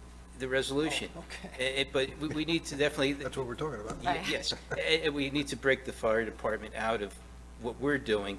And this, by adding these little fees, it's going to help us maintain our town. It's maintenance. This is where, you know, a lot of things were a lot cheaper when you said our forefathers that came up with these at the time, you were talking very tiny money. It really wasn't a big deal back then. Now it's a lot of money. It's a major part of the tax bill. So it's just, you know, the times have changed. We need other sources of revenue. As we're making these changes, we got to maintain these changes. You can't go on to the same road, or we're going to run into the same problem. Another commission or two down the road, maybe none of us will be here by then, but we're going to give them a problem that's going to be inherited down the road. And, you know, this way they're set up for success instead of failure, no matter who it's going to be. We want to we're looking at the future. It's not just today, it's down the road. And I would like to make a motion to pass this, please. Okay, hold up. Can I get a second? Do I have a second? Sorry. No, sure. Okay, Commissioner Fender, and he had also proposed the change with the wording, if you wanted to. There's a motion on the floor, you need to see if it's going to get a second. I didn't make a motion. Okay, sorry about that. Would you like to amend the motion? I would like to amend the motion for what Vice Mayor Campo has said. I have no problem with that. Okay. Can I get a second? I'll second. Okay, discussion? Yes, town manager had buzzed in. Okay. Under discussion. I would like to refer to the attorney on, you know, the background for the resolution, but really to give you the intent of what we're doing here tonight. We're not voting for the assessment. We don't know how the methodologies will work out just yet. We don't know if it's going to be a flat rate, and if we determine it needs to be a flat rate, or a consultant that we have to work with determines it has to be a flat rate, we'll have to determine what will be for improved properties versus properties that are not improved, that don't have a home on them, and then also separate for commercial properties, or if it's going to be a flat millage rate percentage. So all of that has to be determined. The other part that has to be determined is making sure we're sharing that information with the public. We are required, this is all through state statute, to have 3 public hearings, so that satisfies your concern about making sure the public knows. This whole process will take about 18 months. That's what Glenn and I looked at. Okay. So this is the first step to doing all of that work. So when we start talking about the amount of work that goes into creating this, we need to have permission from the commission to do this much work. And that's what this resolution is. It says we are committed to basically vetting the methodologies. And that probably should have been the title. I probably should have given you that title of the resolution. Okay. So my discussion point is that we continue to boldly list the item on the agenda so that when there are statuses, people, citizens say, recognize what's happening in that 18-month period, so that the statuses are given to the commission on a regular basis regarding your work. Does that sound fair? Restate what you're Okay. asking of staff then? So you say this is an 18-month process that requires several steps. Correct, and we Okay. can have the town attorney read them to you if you like. Okay, so what I'm asking is that as we clear the hurdles of those steps, that we put that item on the agenda. It must be. And we say, okay, there was 6 hurdles, we just looked at 1 hurdle, and it's listed on the agenda. So that, okay, it's just maybe a status report, so that we don't have people showing up at the 17th month, 29th day and saying, I haven't heard about this before. The other thing I will say is that even though this could set up the infrastructure for, let's call it 0.75 mils, which is kind of the rough math that we were using, it doesn't require that. I mean, it could free up 0.75 mils, but conceivably, we could move the line item of the fire off and have a separate line item, and we could conceivably reduce the millage from 2.87 to 2.112. I mean, it would still add up to the same amount of money. Now, what we're putting in place is hopefully freeing up $500,000 to plop into the capital improvement program. But we could put together the different line item, and we could say, look, the ad valorem went down from 2.87 to 2.6. You know, so the ad valorem went up, but we added this over here. I mean, we're not locked into a number. We're just setting up, you know, kind of the infrastructure, what other people have had. It's a sophisticated community. We want communication, we want to elaborate, and we want to have it on as many agendas as possible. So. Okay, thank you, Commissioner Fender. So what you had just articulated is actually what I'm concerned most about. I think it's disingenuous to pull part of your tax base out of the millage and then say, oh, look, I reduced your taxes, but you're going to pay more. That to me is not. I'm not saying you reduced your taxes. Well, you just said I may reduce my millage rate because I'm pulling some money out of the ad valorem. I'm putting it over here. You're actually going to pay double in taxes, Mr. Resident, but it looks like you're paying less in a millage rate. I just don't.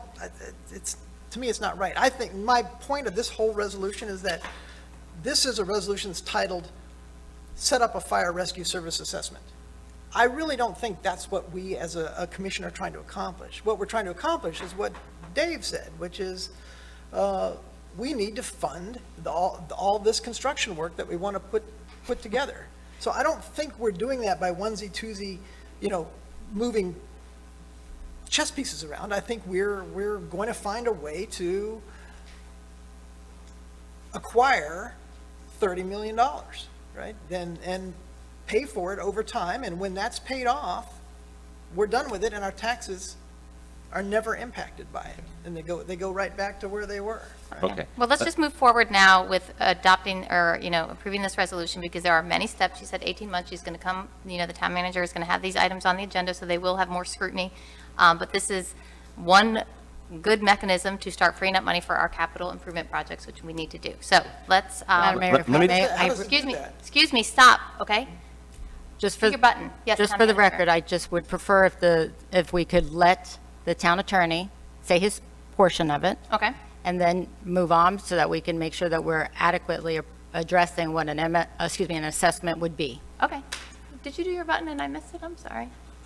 Well, Okay, town manager. I sent you all this nice, easy, short letter the other day. 5-page. I think you got it yesterday, right? And I don't expect you all to digest it, outlining different methods, such as special assessments. I mean, the summary of a special assessment, which is what this would be, and what Michelle talks about the 18 months, is that it would, if you went down this path, the first time it would show up on someone's tax bill is October 1, 2022. So that's why it's that long lead time. Your first critical deadline is January 1st, and you've got stuff to do before January 1st because you have to let the property appraiser or tax collector know prior to January 1st, this is your intention. Then you've got January to September to finalize where you're going. So this is, special assessments are intended to be a long process for the exact transparency and public input that all of you are talking about, because there's multiple public meetings and multiple public hearings where folks will have their input, and you can continue to have the philosophical debate that I hear. Is it how do we raise the $30 million to do the capital projects we want? This is a vehicle. Is this the vehicle the commission wants to? Fire truck vehicle, I don't know if that goes, but is this the vehicle you want to ride on? But this is one of the many different options that we laid out in that memo that you may want to pursue. Okay. All right. Thank you, town attorney. I am ready to call the vote. Commissioner Campo, do you have? Yes, it's a tiny little thing. Tiny thing. The one word that I wanted to change in section 1 was going from pursue to explore, and the corresponding in the title also has pursue. So I'd like to replace that with the word explore because those are corresponding. Madam Mayor, Authorizing the town manager to explore when Vice Mayor and I Yes, spoke Town about Man- that yes. today, just to share my concerns. And they may be invalid, my concerns, but when we move forward, if the commission gives us direction to look for loan opportunities, because to your point, Commissioner Fender, we're not going to be able to create $30 million on what we collect on revenue. So going out to ask for a loan, we must show our revenue streams and how we spend our money. And so to have a resolution that speaks to pursuing the proper steps, that says basically that we're going to go step by step as the statute tells us to do. And we can present that as basically proof that we are looking to collect a revenue stream to be able to pay our biggest bill, which is the fire department. If we wordsmith this, obviously we work at your pleasure, so we'll use it as you intended to. It may not have the same impact to someone who is offering those loans. And again, personally, I didn't write the resolution. It comes from legal. It is an appropriate resolution to go along with an assessment, so. Okay, thank you, Town Manager. Ready to call the vote? Yep. Town Clerk? Vice Mayor Campo, Aye. Commissioner Fender, Nay. Commissioner Kurzman, Yes. Commissioner Tompak, Yes. Mayor Mayfield, Yes. And I want to clarify that the word is explore. That's what we voted on, right? Yes. Okay. I think it's a wonderful opportunity for a lot of exploding pie charts. You have to work at it. Yes, yes. I want to All thank right. you all for, allowing us to go down that path. And again, for us, that impact won't be immediate. It's going to take a Right. while before we're able to get there. It will also affect our conversations when we move into the budgeting process this year. We are limited on how we can raise revenues, specifically ad valorem taxes, based on formulas that are given to us by the state. Right. We have projects that you all want to move forward on with capital improvements. We will have to look at the cash flow and determine which projects might have to be on pause. Okay. Thank you, Town Manager. Before we move on, I want to just say, because this is the time, I mean, I can feel it amongst the commission. We're all talking about, asking people to pay more money, and that is hard, that is unpopular. But to me, and to Commissioner Kurzman's point, this is us taking action. This is what we've talked about. This is moving the town forward. To me, not moving forward with these projects, which translates to asking residents to pay more money, is kind of giving up on Sewalls Point. The roads need it. These are capital improvement projects. This is infrastructure. This is not frivolous parks here and there. I'm all about doing it smart and paying attention, but digging your heels in because you don't like to do the hard, unpopular thing, to me, is not the real role of a commissioner. We are the public trust, and we want to do work in the best interest of the town, and the town needs these projects. So I just have to say that. So Commissioner Kurzman, I agree with you that the time is now to step up. Anyways, Resolution 8C, the budget amendment. Oh, and we are going to move, I think first we had the old business, it was 9A, we moved that. All right, sorry. So let's go to 9A, please. Town Manager, would you please? Let me get to my agenda again.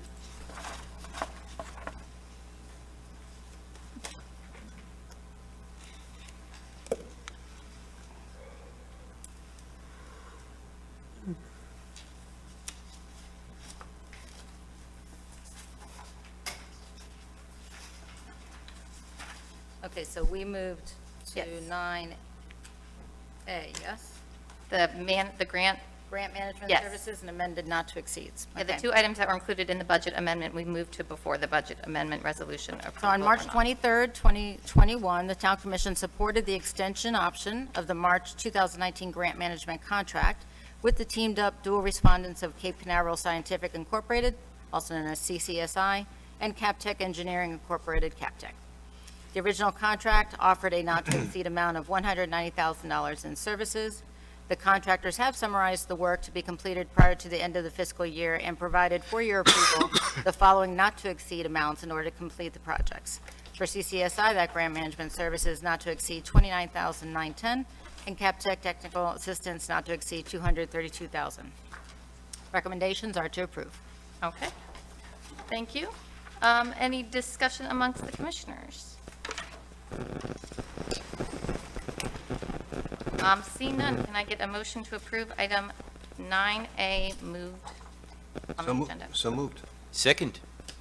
All right, call the vote, please. Commissioner Kurzman, Yes. Commissioner Tombeck, Yes. Mayor Mayfield, Yes. Vice Mayor Campo, Yes. Commissioner Fender. Yes. All right, excellent. And now we will move on to the Cheatham contract change order number 3, South Sewalls Point Road, Phase 1, Part 2 and 3, Town Manager. That was 10A. If you want to introduce that, please. Sure, and I'm having the engineer come to the lectern. Oh, hey, Joe. Pull something up here first. All right, so in your backup information, you had a memo from the senior project manager for our CEI services on this project. As you saw from that memo, there was a delay in obtaining parts and materials due to COVID-19 and overall material shortages. Additionally, we see increases in efficiencies and equipment, specifically pumps, generators, and trailer, and we've been addressing that issue through this change order. The resulting change order will increase the cost of the project. We've put in this $375,000. Funding will be provided from the unrestricted reserves, and Joe is here to walk through that information with you. Good evening, Commissioners. I'm going to briefly go through some of this. Obviously, this is about Phase 1, the project under construction, okay? We're not talking Phase 3, we're not taking 4 to Phase 1, the project under construction. Phase 1 has 2 parts, but I'm talking about all of Phase 1 in my discussion here. Because essentially, that's what we're doing. We're paying Cheatham to build the whole project, okay? We asked him to do it in 2 parts, but he's building the whole project. The next slide pretty much just kind of, you don't have to read the letter, but essentially what we're doing is change order number 3. It entails a couple key items. The first one is we are adding 2 pumps to the project. They're electric pumps. On top of that, those electric pumps are going to have a emergency generator, okay? And basically the idea is they are backups. The system will work under gravity for most of the time, but basically we want these pump systems because, as you know, we have designed this based on a certain level of service. Well, that level of service is nowhere near a hurricane, okay?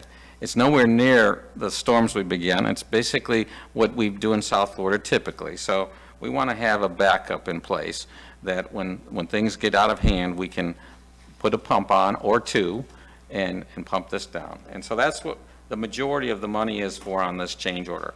But I want you to know that we also are paying for, if you recall, we started the project and then we had to kind of put it on pause. And so the contractor told us that they would charge us maybe $150,000. Well, they didn't charge us $150,000. They charged us about $52,000. So essentially, they continued to work on certain things, but they couldn't work on everything. And so they were delayed. And we like to think 2 things here. Number 1, this change order is necessary for basically some resiliency additions that we've asked for on this project, which I've been telling you about for quite a while. This is nothing new. And second thing is we expect, the contractor expects to get some money because of his delays. And essentially, we believe those have been delays because of the pandemic. There's been everything we've looked at. We've been negotiating this change order, believe it or not, since March 26th. And the reason is because the numbers have gone crazy. There's no inventory of any materials and equipment out there. And so we have to find those items, and we have to try to make sure we are spending public dollars. We need to make sure we're making the smart decision here. I do think we're at a point now where we've come to an agreement with the contractor at something, and quite frankly, it's much lower than the $375 we gave you on Friday, and we'll show you that in a minute. So the other thing I want to point out is that we have also applied for a grant to help pay for this, okay? You know we have an HMGP grant, and we are asking them to increase that money. And we believe because of the reasons. Number 1, we are increasing the flood protection, and number 2, we believe we've been delayed because of pandemic issues. We believe that they will probably give us some money for that. And so that's just an explanation. The next slide is probably, I think you've seen this a million times, it just shows you the improvement area. I think we all know what we're talking about. So basically, it's really from High Point all the way to Sewalls Meadows. And just so people know, we are putting one pump system pretty much on the north end where you have the stormwater treatment area, which has got the green cross that's hatched up there. Essentially, we're putting one pump there, and that basically will allow water to discharge at certain elevations. The second pump system will be at the end of Mandalay Road, okay? So there'll be two pump systems, and essentially we will tie them together with a wire that will then have a generator, and the power source will basically be at Mandalay Road. And so the idea is we'll have one generator run two pumps if that is necessary, okay? If FP&L fails on us, okay? And essentially that generator will be on a trailer that could fit in the garage, a garage, this garage, whatever garage, okay? So essentially it's mobile and we bring it out there. We've also, you mentioned maintenance, we've also asked our continuing service provider that we want them to exercise this pump and exercise this, the generator. And they've given us a price of about $4,200 to come out there about 14 times during the year to exercise it. So we want to make sure this thing works when we need it, not that we just keep it in the garage, okay? And so that's an item we've also planned, and that'll be in your maintenance budget. The next slide, pretty much just quickly, phase 1, part 2, we've already been working on all of that, and quite frankly, you can see from the top, there was, besides the town funding sources, there's HMGP1, which paid for the design, DEP grant funding. There's items in there, just so you know, that quite frankly you haven't done yet, which will happen after the project is built. They call that a QAP. Basically, that QAP is really something that tells you how effective are you at removing nutrients, okay? That's a report. Water quality monitoring, we will be doing that. Public education, they've actually finished the sign, so the sign will be put up this week by the end of the week. And then, of course, those items are happening, and you have money already set aside for those. So now we're getting into what we've asked for additional funding. Essentially, phase 1, part 3, you can see there under, I've highlighted it in yellow. That's about what we think the change order will be, or if not 300,000, probably about 250,000.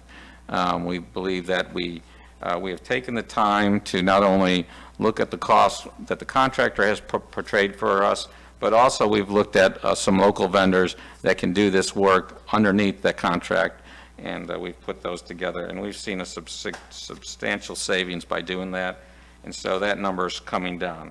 However, I do need to say I need to get this going because ordering the pumps and the generator takes time, and the longer we delay this, we're going to get into hurricane season, and we're going to be sitting here without the ability to have the pump system in place. So, Question. yes, sir. Do we have the slide in our packet? You do not have this slide in the packet. I just produced it today because I've been working on Again, this is information that I like before I make a big decision like this. $375,000 cost overrun?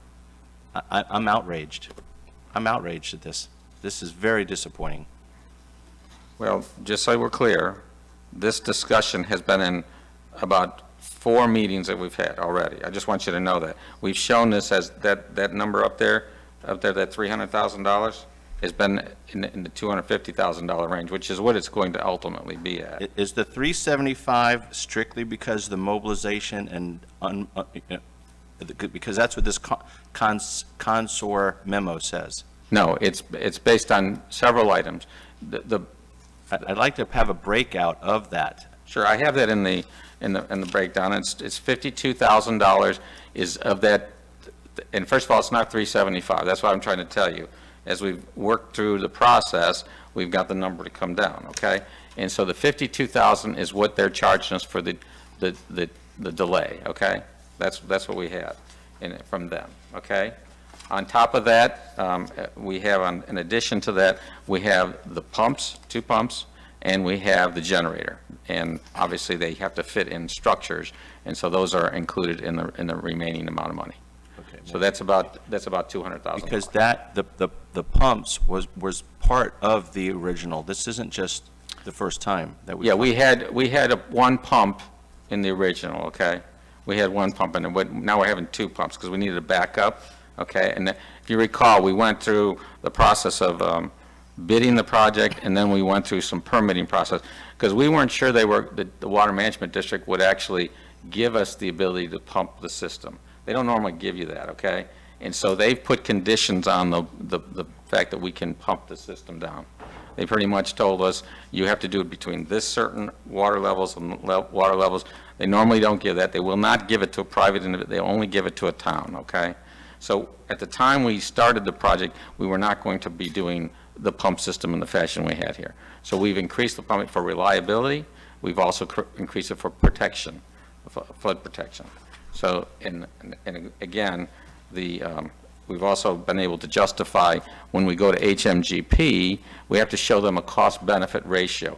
The fact that when we put this system in place, is there a benefit to the houses out there that in the past have flooded or that will flood in the future? And we've had to show them that we will see a benefit to that by showing the cost. We will not have this flooding. Okay, thank you. Let me do Commissioner Tompak. Yeah, I'm just, at this point, I'm a little bit confused. The town manager's memo talks about increasing the cost of the project by $375,000. One of your slides said $350,000, then I heard $300,000, and of course, the budget amendment number 5 needs to reflect what we actually vote on here, I would assume. So what's the right number we should be using here? So I put in this, what I put in here, the $300,000, this is a chart that talks about the grant, okay? And basically, I put the $300,000 in this number. I believe the number is going to come in below 250, but at this point, I'm still waiting on some items from the contractor. When we put together the memo on Friday, we did receive a note from them, it was 375. I then combined them with, put them with an electrical. What's been a big cost on this is the electrical components, okay?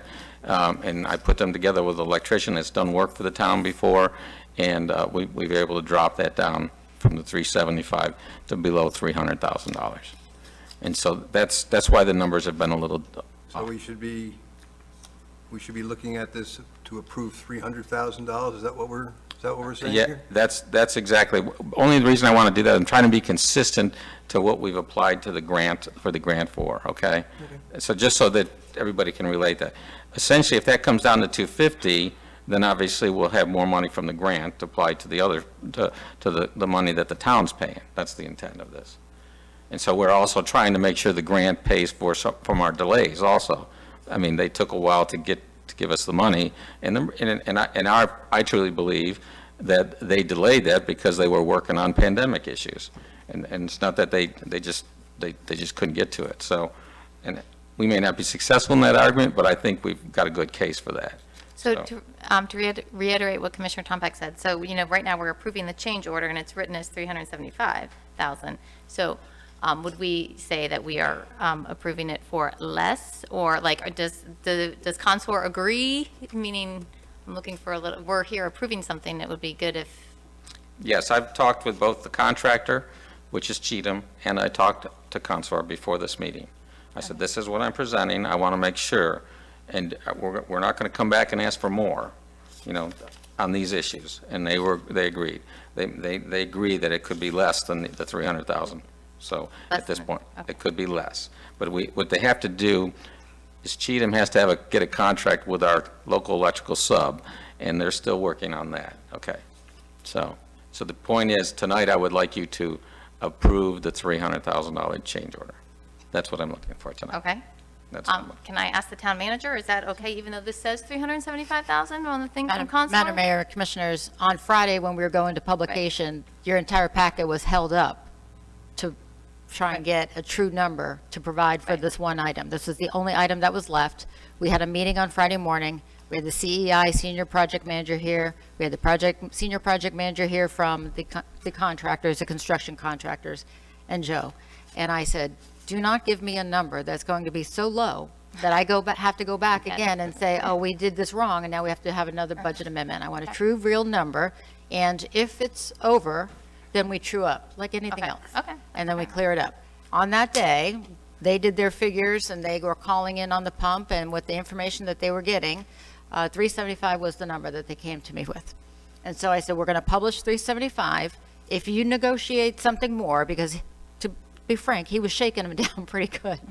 If you negotiate it better before Tuesday, then great, I'll give a follow-up memo. I know the commission, especially my vice mayor, does not like me to send in anything else that's late, but I did not have an updated memo that said it was going to be new. So this is, I'm hearing it with you. Okay. I have not spoke to the CEI Services Senior Project Manager who has that contract with us. So I only have the memo that goes there. Now, I can't see Cheryl, but I mean, from a conservative standpoint, I'm still comfortable encumbering the money specifically for this project so it doesn't get spent for anything else in case there's contingency issues that come up. But at this point, when you have your senior engineer coming before you and saying that it's only 300 versus the 375, it simply is just new information. Okay, all right, thank you. Commissioner Campo? Question and a comment. Can you break down the 375? You say 52 is the delay from the mobilization. So what's the rest? If you could break it down, then I have a comment. Yeah, in the original numbers that, I'll go through all the items, and not all of them, because you probably will be bored. I'm sorry, I to tears. can't hear you. I'll go through most of the numbers. Most of them you'll be bored to tears with, but I'll get to the ones that I think are relevant, okay? So essentially what we have to do, there's first of all, the $52,227 is the delay. Can I interrupt for a sec? If the town manager could put up the letter from Consor? I'm pulling up. Perfect, okay. Okay, so again, breaking down the 375. Okay. So there's $52,000 of that is from the delay in mobilization, remobilization, okay? The next group of items deal with some, we're not just talking about the pump and so forth only, but there's, we've had some yard drains, some additional adjustments to pavers and so forth. That's about $26,000, okay? Can you just tell me what the pump part of it? The pump station itself, because you got to put it in a wet well, okay? And you got to put a pump in there, and then you have to put piping to get everything to it, okay? And then there's obviously, the pipe gets, the water gets into it, and then you got to pump it out, right? And so we've got the pipe going out of it. There's various controls that we put on the end of those systems so that they don't clog up with sand and that they discharge properly. And then probably the biggest item of all, and just so you know, all these things I'm just telling you about relative to pump number one is $105,000. And what did you think that number was originally? Well, the number, Because I know we had a menu of options. One was the dock. about $40,000. So you thought it was 40, but it's 105. Yeah, well, what we found out from the contractor is that he did not have all his electrical components in there. So, I mean, he gave us $40,000. So I mean, we could try to hold his feet to the fire, but we already know he does not have all the components in there. So the bottom line is, it went up from 40 to 104. The fact of the matter, it probably would have gone up anyways because of the fact that the COVID and the restrictions on getting some of this material also. So I haven't figured out where that would be, but I've been trying to get the numbers out. You've asked me to give you the number for 375, okay? Right. What I'm giving you is probably a little bit more, a little less than 375, but it gets up there to show you that the numbers are moving around a Right, little bit. so far I have 52 for the delay in mobilization and 105 for the pump station. Right, and you had the 26 for driveways and adjustments, some grading, minor grading work. Pump station number 2, okay? That again has, that has about $112,000 worth of work there. And what did you think that was originally, or we did not plan on having to initially? Well, we were hoping there were 40, but you have to understand, what that would have meant is we would have had 2 electric services, which is different than having a generator run two pumps, okay? So what I'm trying to do is, because we need to then I would have to buy another generator. So what I did is, let's go and put one generator to service both pumps, okay? So the number we were doing originally was just one small pump, okay? Now we've increased our reliability with 2 pumps, and I'm using 1 generator to run the 2 pumps. Am I making myself clear on that one? Do you need any further explanation on that? I don't know why you didn't know that before. Why I didn't know that before? Because at the time I wasn't planning on putting 2 pumps out there. Why didn't you know that? Because at the time we were doing it as just some reliability. We weren't planning on the reliability. If one failed, what would we do then? We weren't planning on a generator. So this is an upgrade. Yeah, they're both upgrades. They're enhanced. We call it enhanced. This is an optional upgrade. It's an option here. Yeah. You know, it's like the contractor that has a big yacht, and the name of the yacht is contract. I'm sorry, I messed up the joke. The name of the dinghy is yacht. I'm sorry, I messed it up again. It's like the contractor, joke, I know. the dinghy's name is contract, the yacht's name is change order. That's right. Okay, there we go. Sorry about that. Well, it's a little different than that, but you're right. We're enhancing this, okay? There was, and let's be honest about this. Since the time we bid this, we've gotten into resiliency issues. We've been expanding our program quite a bit here, folks. If I were to tell you what we were designing 2 years ago, which we designed, and what we went for grants and everything, you know, we keep building on this, and we keep trying to address, okay, let's see, what are the storm events we're designing for now, and how often do they happen? And they keep increasing. So I can sit back and just go back to the old design, and you're going to say there, well, now we got a lot more, we still got flooding, Joe. And I'm going to say, yeah, we do, because we have sea level rise. Now we have all these other things that we're contending with.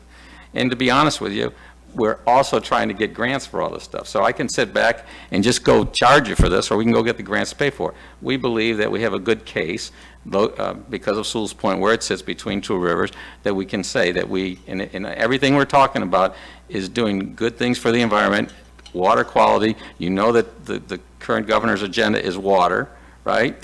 You know that flood controls is another important item for South Florida. So the point is if we're going to be making these improvements, we should do them right. And we're carrying that all the way through phases 2, 3, 4, and now we're asking the county to do the same thing on all of North Sewalls Point Road.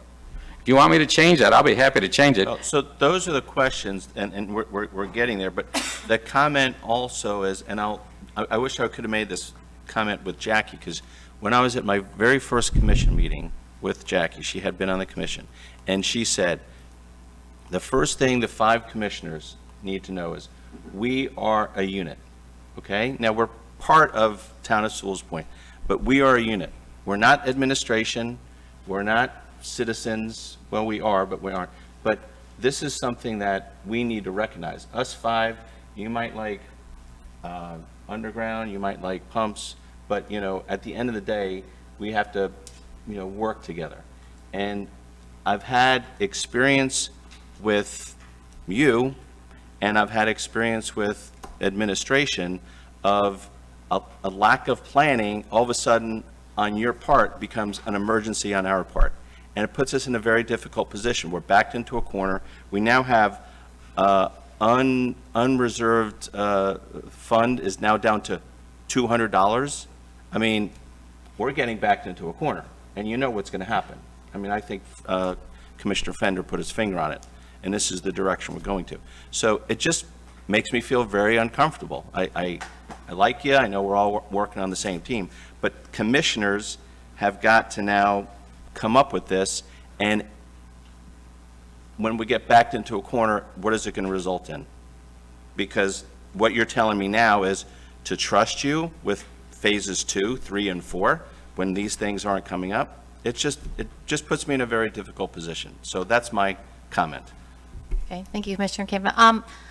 So to Commissioner Campo's point, to me, there's a difference in a problem, the pandemic, the having to shut down, things costing more. Those are understandable, and I'm not saying I don't like the pumps, but I do feel a little bit surprised because to that point, I'm not saying they're not worth it, but maybe in the future, if something is going to be $200,000 and it's an addition, like a heads up to the, and we probably need it, like you already do throw it in our faces, but even like more that this is a new thing as opposed to a change, you know, it almost, I thought this was more just problem oriented as opposed to, you know, a new addition. And given our financial condition at the moment, and we happen to be talking about it tonight, so that's all adding fuel to the fire.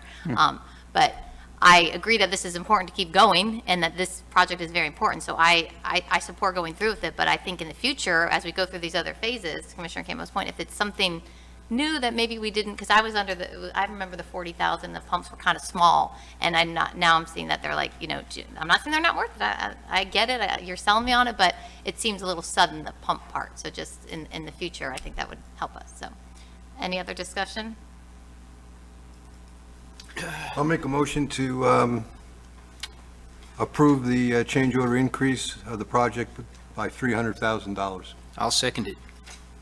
All right, seeing no more discussion, let's call the vote, please. Mayor Mayfield, Yes. Vice Mayor Campo, No. Commissioner Fender, Yes. Commissioner Kurzman, Yes. Commissioner Tompak. Yes. All right.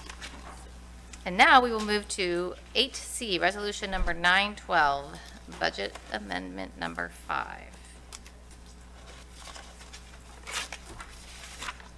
Okay, hold on, 8C. I think there may be a problem with this one, Well, maybe if, 8C? which we just created. Where is this at? We'll have to change that. yeah, change the, Another audible. all right, 8C, 8C.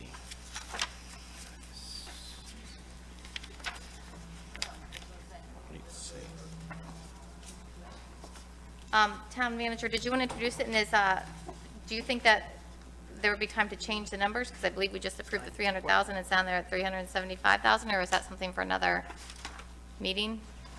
We could, we could, no, in order for us to let this get going, we need to do the budget amendment. So we Okay. could simply cross this out Okay, and make it the 300 that you're voting on. Okay. So when you make the motion, just make the motion specifying that the change was made to the 300,000. okay. And we'll- Okay, but what are you going to do with the other 75? Where was that? The transfer from reserves then will be 75,000 less? Yes. Correct. Okay. So that's I can't do that math in my head. finance. It was the $75,196. We've done a good job, we've increased it. Thank you, Cheryl. All right, Town Manager, did you want to talk any more about it, or are we ready to move along to? since did- We can read the resolution? Oh, yes, Town Clerk, please read the, A resolution of the Town Commission of the Town of Sewalls Point, Florida, adopting an amendment to the 2020-2021 fiscal year budget, directing the town manager to take action to implement budget amendment number 5, and providing for an effective date. all right, thank you. Can I get a motion to approve the budget amendment, given the change in stormwater improvement amount to 300,000 and the transfer from reserves to 561,910? I'll make that motion. Second. Discussion? Any discussion? Yeah, Commissioner Campo? It might sound contrary. I am going to vote for this because of what was just voted upon. It might sound like contrary, but I just get following it. the math. All Just right. trying to stick to my principles. All right, sounds good. Seeing no more discussion, Town Clerk, would you please call the vote? Commissioner Fender, Yes. Commissioner Kurzman, Yes. Commissioner Tompak, Yes. Mayor Mayfield. Yes. Vice Mayor Campo. Yes. All right. Yay. All right, now I believe we are all the way to 10B, given all the changes we made, to accept annual auditing services bid rankings, RFP 2021-001. And before I ask Michelle, I had meant to ask Glenn before the meeting, but you were a little late, but that's all right, I'll ask you now. That's all right, there was a traffic issue. I just thought I'd note for the record that one of the respondents, long ago, used to work at Proctor Cook and Crowder, which is now Carr, Riggs, Ingram, but I didn't even do audit, I was tax, and I have no relationship, so. You're fine, you've disclosed, and there's nothing All else right. you need to worry about. Okay, thank you. All right, Town Manager? Madam Mayor, Commissioners, get the other thing in front of you. Before you today is the ranking that the Audit Committee, the Audit Services Committee, provides for you. And on May 13th, 2021, the Audit Committee met to review and rank the respondents for RFP 2021-001, Annual Auditing Services. The ranking sheets for each committee member are included in the backup. The recommendation is from staff to recommend approval of the ranking of the firms and award the top-ranked firm the annual auditing services. The final contract will be presented to the commission upon final selection of the firm. So your motion to approve here will be to approve the ranking and then for us to bring you back a contract in the future. Thank you. Any discussion amongst the commissioners? Commissioner Campo? Yes, first I want to thank the mayor and Michelle and Nicholas Ferraro for working so hard on this. I think because the scores for number 1 and number 2 were so close, and because we had positive experience with the Hartley firm, number 2, and I was a little confused on the biggest category was experience based on reference verifications and past similar experience. I was confused why Hartley did not get a higher score. Anyway, I think when we do go out to bid, out of respect for the Hartley firm, and because of the close score that they had as a close number 2, that they should also be offered an option to put in a bid for the auditing. Does that make sense? When you're saying putting in a bid, do you mean, we do the RFP, I thought we selected, what do you mean, like you want them to also do a contract, and then we pick between the two? Well, have they offered their pricing? Yes. I mean, that was all part of the, it's on the, That's contrary to what I was under the understanding of. The next level, sir, is that we create the contract to come back to you and negotiate the contract. If for some reason you gave direction for negotiating others as well, we would have to negotiate with more than one. Okay, so just for a number's sake, let's throw out a number of what this service cost in the past, and I don't stick. Would you say it's about $20,000? About $20,000. Okay. Yeah, So- not sure there. So the next step here is to tell the car firm, here's a contract, and where do we come up with the pricing? What do they come up with? So each firm has provided their pricing, Okay. and so we would simply draft a contract that gives all the language to make sure that we identify the scope of services, and it would just mirror the contract pricing that they've presented in their RFP. Okay, so what's the pricing? I believe Carr, Rigsby, and Ingram was $20,400 for the first, or $21,000. They were very similar in pricing. Very similar? Okay. So the pricing part has already been done? The pricing and the hours based on their assumptions has been done. Right. Okay, well, again, I know when there's an outside committee, but, okay. okay, I think we got copies of the RFPs, and the meeting was on YouTube, or it was recorded, so. It was recorded, we didn't live Or stream we it. recorded, okay. No, again, I was confused. I thought it was just a request for qualifications, and then there was going to be a second step, a request for pricing, and that's incorrect. Correct. Okay. We still will go back and create the contract to bring back here. Okay, I mean, in my experience, I have had commissions that have decided that they want to get contracts from the top 2 in case something didn't work out in the first one, or they put them against each other basically again. okay. But that would be something that this policy board would have to decide. Okay, well, I would like to make a motion that we do that. Okay, hold on. I do want to say that, we were there at the meeting, and we worked on the RFP. We looked at the results. The committee was excellent. They worked hard. Carr, I believe, was slightly more expensive than DiBartolomeo, but if my memory serves me correctly, and the town manager and the finance director were there, the committee, if you look at the scores, they're pretty equal. We all kind of felt the same way. Carr and Riggs, they had they had a lot of experience with a lot of similarly sized municipalities, and they did an excellent job with detailing all their, they did a great job, and that was how we came to the conclusion. And based on those rankings. Well, again, I want to honor the work that the committee did, but because of the, how close the scores were, and that Hartley has been with us, I just think it would be a courtesy. But I'll make the motion. If there's no second, that's fine. Okay, and I also want to say, I believe DiBartolomeo, another aspect we talked about, has been the town's auditor since the 90s, and I think that was coming into play in some of our decisions. Commissioner Fender, I'm sorry. I was just also interested in the pricing difference. How much more expensive is It's like car than? 500 or It's no 500 more than bucks? that, yeah. Oh, okay. It wasn't anything, I have to look at my. How about the bottom, what was it, I guess what was the Have it? difference in range? Cheryl's getting it. Okay. Sure, so in total, so the third ranked firm was actually the lowest priced firm. The difference is the number of hours and the rates that they were charging. So while the lowest firm came in at $18,000, they were also only offering 100 hours of personnel experience and charging about $395 per hour for partner level services. And so Carr Rigsby, I'm trying to just get in there. So DiBartolomeo would have been the mid-level, and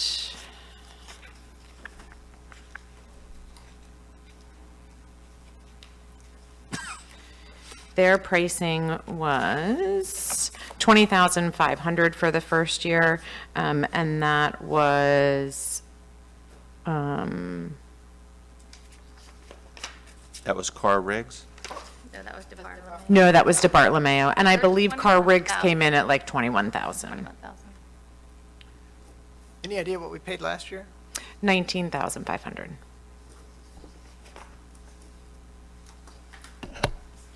And one of the things we will highlight is, since Cheryl and I both worked with this group, the incumbent knows how many hours they need specifically for this role. And so we know that that amount of hours that they provided is true and consistent. I think the others will have a learning curve simply because we're a different animal and we're a little bit smaller and, it might take a little bit longer. Commissioner Campo, I heard you mentioning a motion, but I don't know if you actually made it. So I didn't know if you wanted to make. Okay. I didn't hear what it was And exactly. since the town manager's had some experience with this, maybe you can help me Sorry? with, the motion would be when we actually go and offer contracts, that we offer the contracts to the top two in case there's, Let me refer this back to the attorney.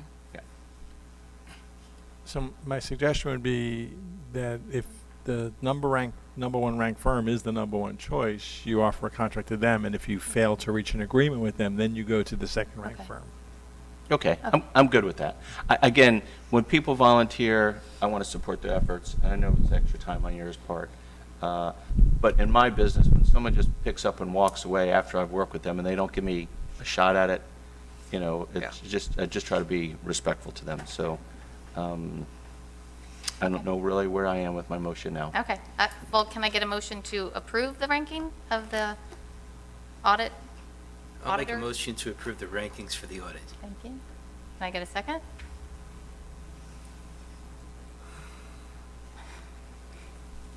All right.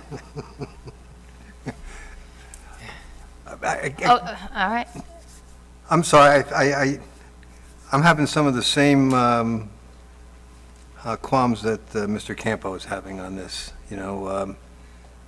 because when I looked at the ranking sheet, I mean, a lot of the rankings are qualitative, and I could not understand, and once again, I don't want to question any specific ones, but there, Mr. Campo did mention the major one, and that the Bartolomeo didn't rate as high as I think they should have, just based on their level of experience.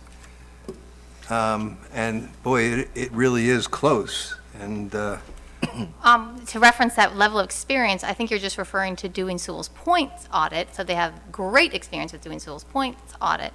But we were looking at all experience, and CAR, they gave a great checklist. If you look at your RFP of what they did for each municipality, like not just audit, consulting. So they had a lot of varied experience. And did Bartolomeo probably, maybe they have that too, but their RFP wasn't as detailed, wasn't as, and it wasn't just me, it was the two citizens who volunteered their time and spent their time looking at it. So, I feel like it was a solid process. I mean, if you guys want to do something different, I'm going to hope to keep the rankings the way they are, but have at it, so.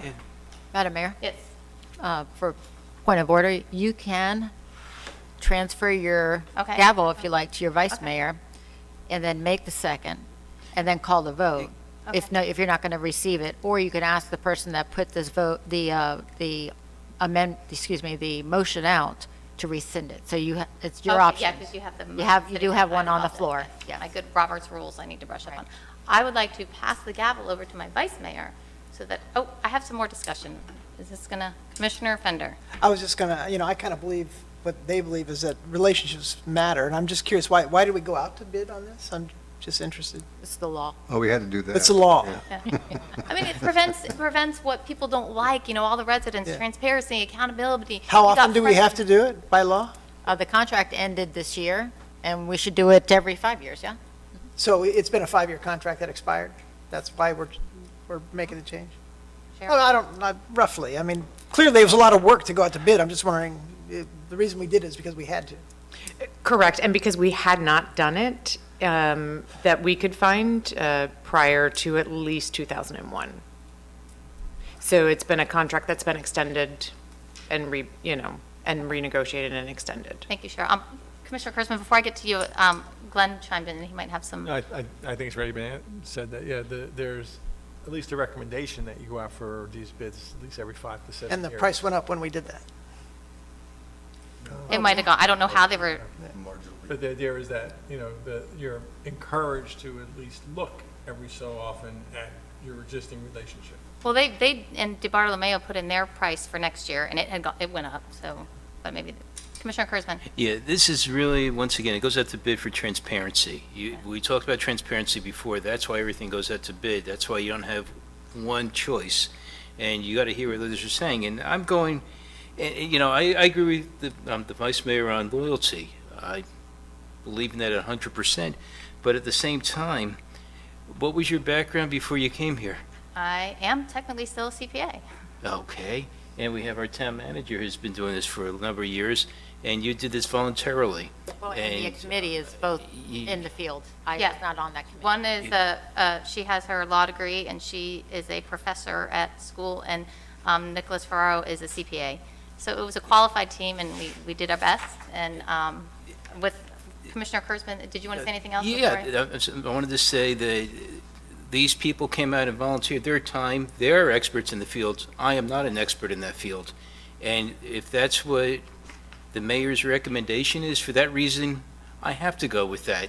And it's out of respect to our mayor who came in and volunteered in her time.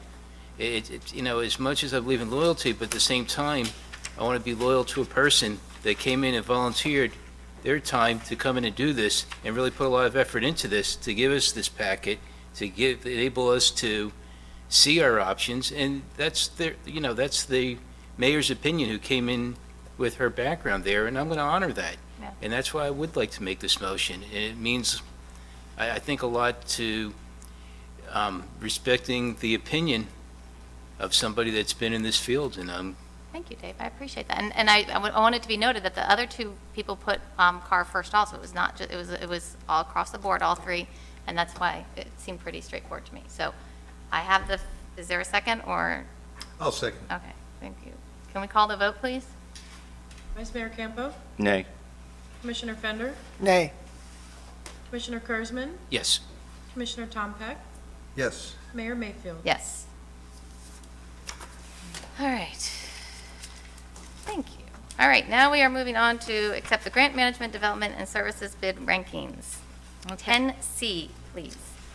Madam Mayor, Commissioners, on May 19th, the Evaluation Committee met to review and rank the respondents for the RFP 2021-002 for grant development and consulting services. The ranking sheets for each committee member are included in the backup. Staff recommends approval of the ranking firms and seeks direction from the Commission as to how to proceed with negotiations based on future needs. So as you see, the ranking information places CapTech as 1, Kimley Hearn 2, Sustainable Strategies 3, and Gallo Pavo as the last. All 4 of these groups offer value. Certainly, we are excited to move forward with the top-ranked engineering firm to pursue our grants for our specific projects. But there is an option here. I would look at Glenn on this one, too.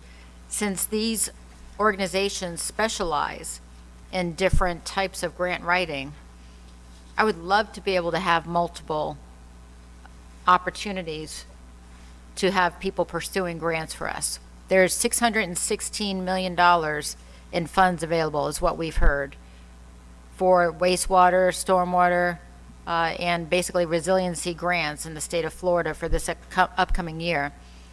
And every municipality, organization that's wanting the money is hiring as many of the hired guns as they can to get it for them.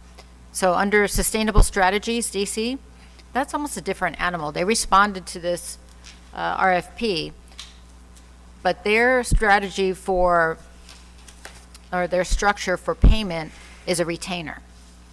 And what they typically will do is on retainer, they will tell you that they will pursue a certain amount of projects. So for $50,000 a retainer, they'll pursue about 20 projects at that federal level. Well, to be honest, we don't have the matching funds to pursue that many projects. We just don't.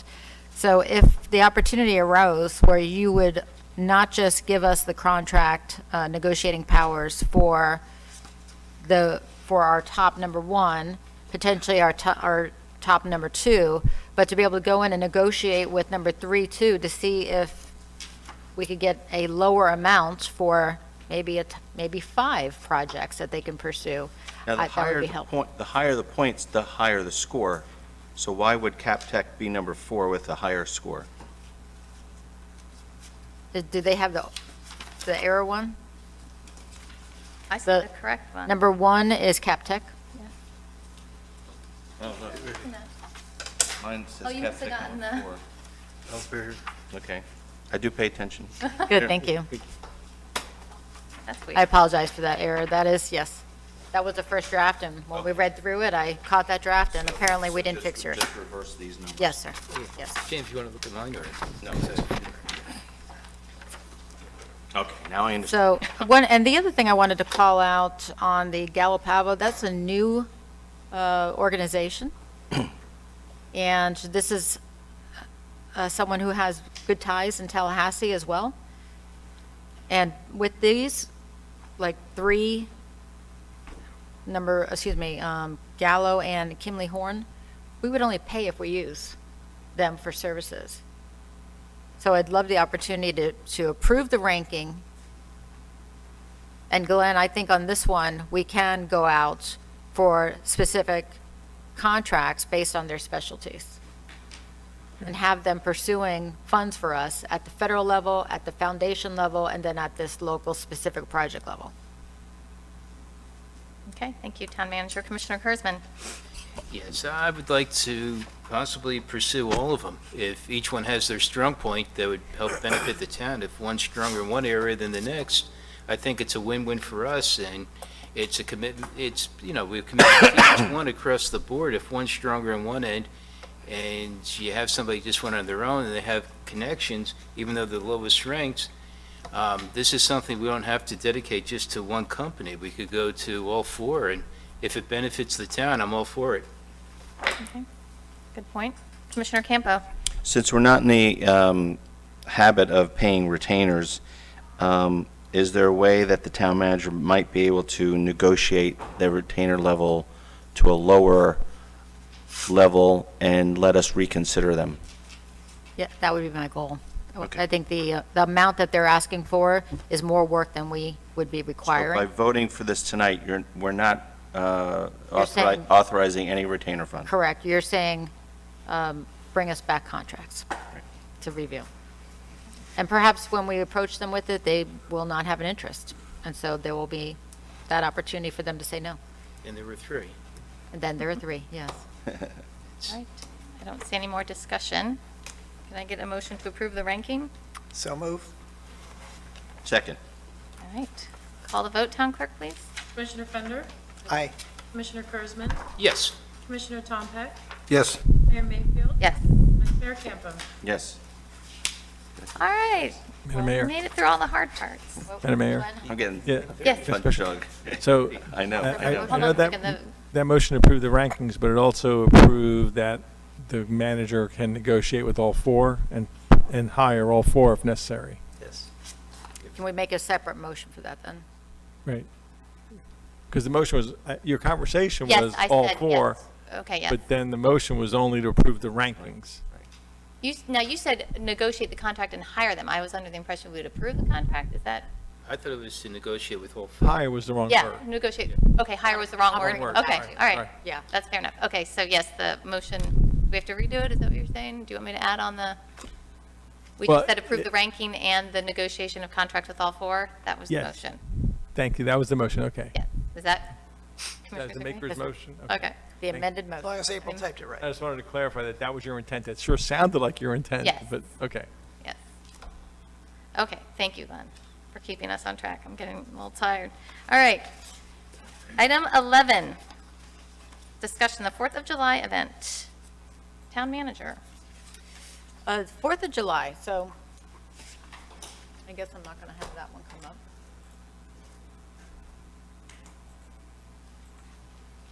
4th of July, the staff would really like to have the commission's point of view on what this event, this specific event, and then future events look like. The reason for that is, one, we have not participated in it at all.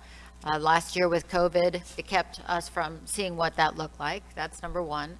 And number two, you know, we did have the opportunity to participate in a couple others. So we've participated in the Halloween function, the holiday open house, and the spring fling for the Easter egg hunt, or the egg hunt, excuse me. And so what we have learned, or what I have learned, is that there's no real methodology for how we execute these events. And I believe the intent and the special events originated in this wonderful community with volunteers kind of driving the train on this. And over the course of time, any event goes from having a lot of volunteers to having a core amount of volunteers. So the core that does come out, they're workers, they're good. But what you know is that we subsidize those workers with our police officers predominantly. Our chief operates as the special events coordinator. And by the way, if she ever retires, we're going to have to hire like 5 people to replace her. That's a whole separate discussion. But yeah, she operates as the special events coordinator. And then there was this culture within our organization that it was a voluntold opportunity. The manager or the special events coordinator would tell the people that typically work here for pay that they have to volunteer for these events. Well, that's not good labor law. I'm pretty sure that's against the law. Actually, I know I'm being silly. So we can ask if they'd like to participate, but at the end of the day, they have to get paid if they're out there. So things like this event, which is on a holiday and on a Sunday, then bring into the discussion payroll.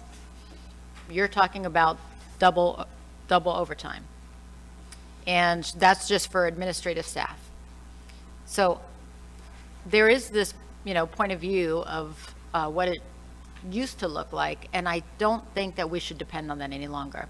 And I think we should start to make plans, just as you have instructed staff to move in a direction of creating some policy for special events. This would go along with that type of policy. So not just creating the policy for special events for outside organizations, but how do you want to function within?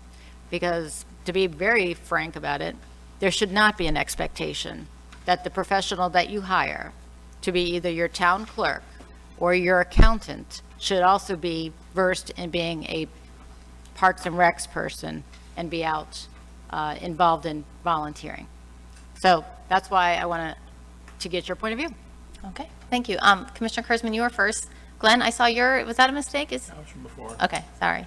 Commissioner Kurzman. Yeah, I think it might be worth having staff look into getting an event planner.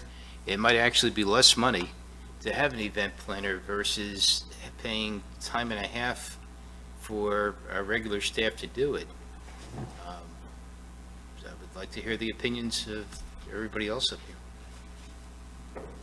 Commissioner Campbell will go Yeah, first. I'm running out of time, and to think that the capital improvement project is still, not even up, but I'm just going to take a shot at this one. And we used to have a very robust volunteer organization that did a lot of this. And I know that is like herding cats sometimes, but it does add community. It does take effort to get that going and to empower those people. But it's a small town. We're 900 people.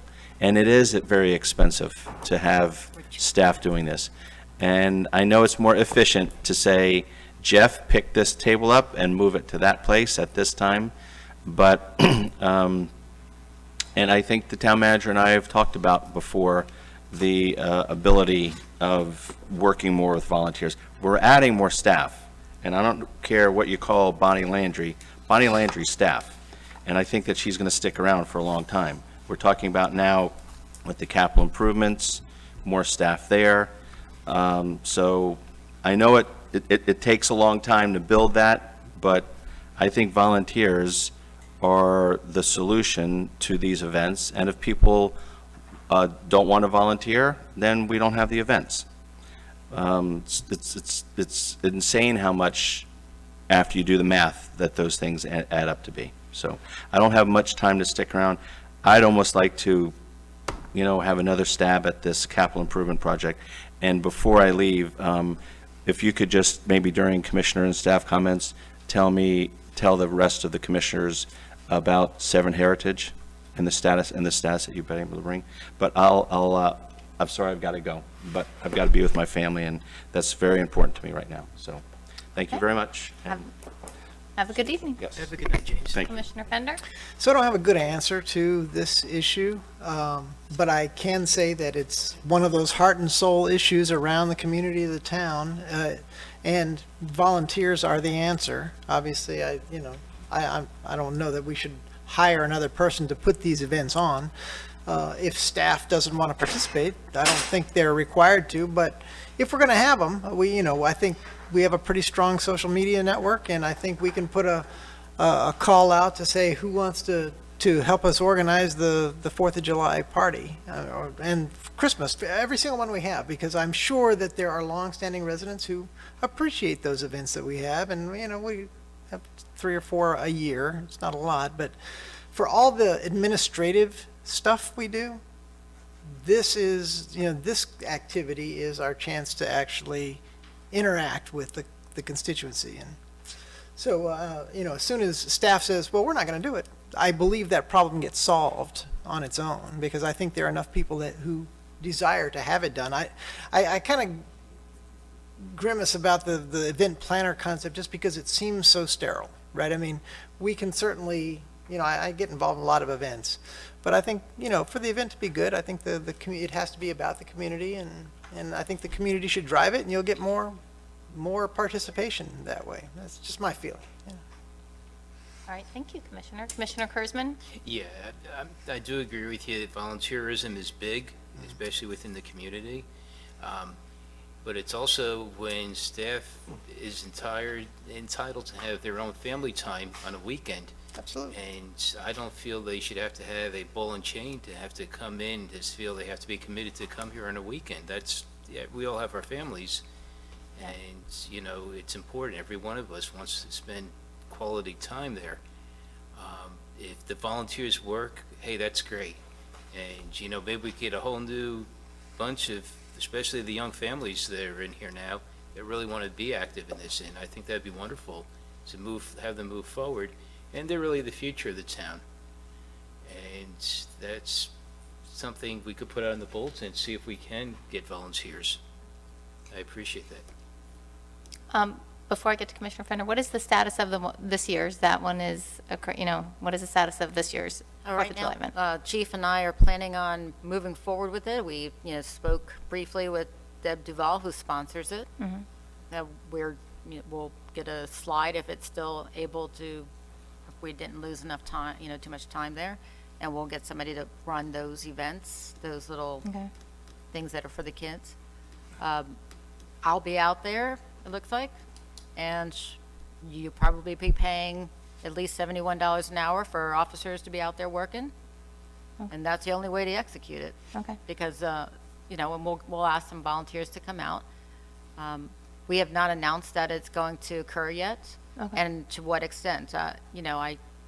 We had a reduced event for the fling, spring fling, and so we have to really go through and figure out what we want for this event. I've not been a part of it, so I know there's a bicycle event, and that's about all I know. Yes, But I'm as far not as I don't need to hire somebody that's a special event, but when you go to an event, usually you hire, an event for a person for that particular event. You contract with them in the same way that we contract with the people for the bouncy slide or the bouncy house. Right. You would find somebody that executes events and does it well, and they usually bring on, some little team, Right. and it gets executed. Okay. Commissioner Fender? Yeah, I was going to say, this seems like a process issue, right? I mean, we certainly have a budget for it. We do it every year, so it may be a too small a budget. I don't know what the budget is, but I think we've been under the good fortune to have Chief Tina driving the show for many years. So unfortunately for her, we start to rely on her because she just has that good heart. But as soon as you, the town manager, say, I'm not not going to be here this 4th of July, then, the question is, somebody's got to be in charge of the calendar of events from Town Hall on all things, right? And so if it's time to start planning the 4th of July activity, in this particular case, the first question is, okay, who's going to do it? Are you going to do it again? The answer is no. So, okay, crisis, red flag goes up, what's the next step? And pretty soon, if you don't put the announcement out that says, hey, we need somebody to drive this or it's not going to happen, it'll go the way it's gone for the last many years. And so I think at this point, gosh, there's practically only a month left till the 4th of July. And I know that a lot of people, I have heard people talking about it, and people like love it. it. Yeah. Yeah. And, I would like to see it continue this year. I question, we have a brand new playground. Not that I'm questioning the slide, but is it in terms of saving money, less things to oversee, at least in the short term, and then long term come up with a better plan. But I don't want to say, don't do the slide, and obviously that's more details. But I think that people just want the camaraderie. We have a new playground. A lower, kind of like the Easter thing, a lower level version. And I know there was some money in the special events available still. And I know that Chief Tina buys certain things, but maybe lessen up on the, This is sponsored. Oh, it is? Okay. Typically, Deb Duval Okay, yeah, pays yeah. for it, Okay, so, okay. when I had a quick chit-chat with her, too. yeah. But if she It's didn't, tough on her, too, to get up at 4 in the morning So if and she be didn't- out here, and so, she's open to that type of change and still make it a great event. that's kind of what I I'm just feeling want- personally, is keep it going, people love it, but I don't know if they, like I said, there is a beautiful new structure there, and you have a river, and I'm just not sure that's my opinion, again. So, I think it should move forward. Do you want it to be on the 4th of July? I won't even be here, I am out of town what every 4th day of is July. that? so- I mean, It's on a Sunday. It's on the 4th of July. You should have it on we should do it on Saturday. I think that's not fair to ask people come work on the 4th of July. The other Either way, holidays are, At this point, it's the holiday weekend that most people True. would be off, long weekend, so true. Friday? either way, no matter what day you tell me, for the 4th of July, it's a long weekend. So it's just what do you want it to be? historically, when has it been? Like I said, I haven't, I think it's on the, we think go it's out, on we the go to 4th the of Keys July every too, 4th of right? July. Yeah, I have not attended. I'm embarrassed to say as a mayor, I've not attended. Yeah, my the kids lieutenant like says it's road on the bike. 4th. Okay. All right. Are there volunteers up here? See, and that's the other thing. No, I'm not The volunteering. I'm commission's gone got- every. I'll every volunteer, sure.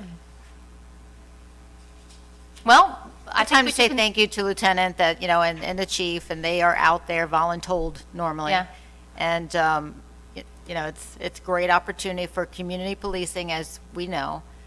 They'll be happy to be out there doing that part of the job, but it does pain me from a person that has to take a look at the payroll to think how many officers are making double overtime on a Sunday out there.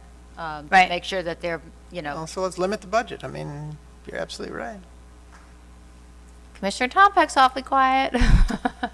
No, I kind of, no, I'm listening to all this, and regardless of whether you have, volunteers, you're still going to have some extra police costs. I don't see that going away. Right.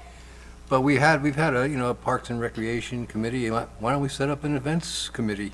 I like that. That could handle all these things, and they could come and talk to us every couple of months I think about that's a good We idea. had If it one. doesn't, Okay, now we have a sunshine committee. We will not do committees unless they operate under sunshine. And now I'll let Glenn explain the difficulties in having residents now be on a committee like that. okay, We Glenn. understand it, but I'm just saying that we have had a group of residents who did something around activities, and it's been a while. My concern, guys, really is just that in the past, we have done things like this, and it makes me fearful from a governmental perspective.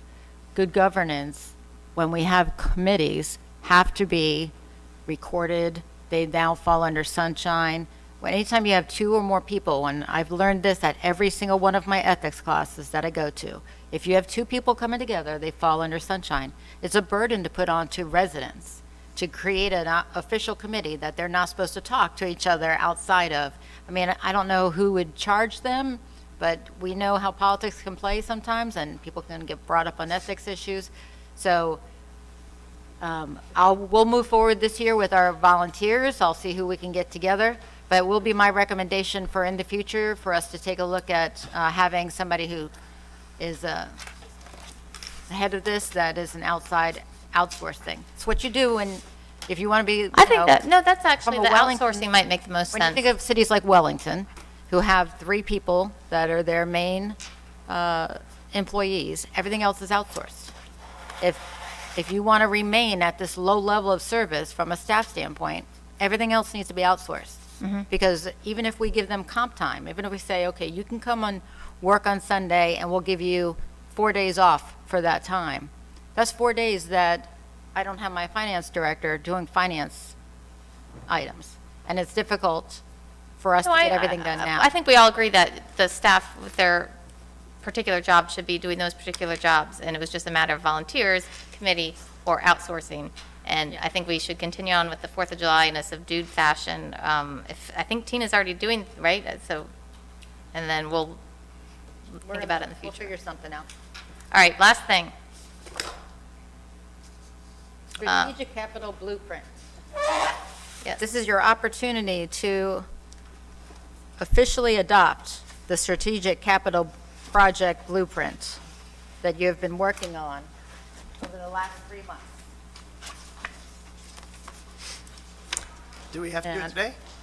Do we have to do it today? Yeah. This is our voting meeting, that's why, and then I mean, is there a timeline about this? It seems like a long. Why would you, here's. No, let me- no, but this is the one we've already had, and this is the exact same thing, so it's just because we didn't have it at a voting meeting, and we had it at the workshop, and so we discussed it all then, and then it was going to be brought forward for a vote. It's not like it doesn't bind you to anything actually, there's no contracts, It's a there's no, guideline. it's just approving our capital improvement plan, which we already looked over and talked about. Madam Mayor, you started this at the workshop on March 6th with your first presentation from the Treasure Coast Regional Planning Council, specifically Dr. Kim Delaney. You saw another presentation with the updated information based on what your responses were on March 23rd. That was a meeting where you all came together and had that opportunity.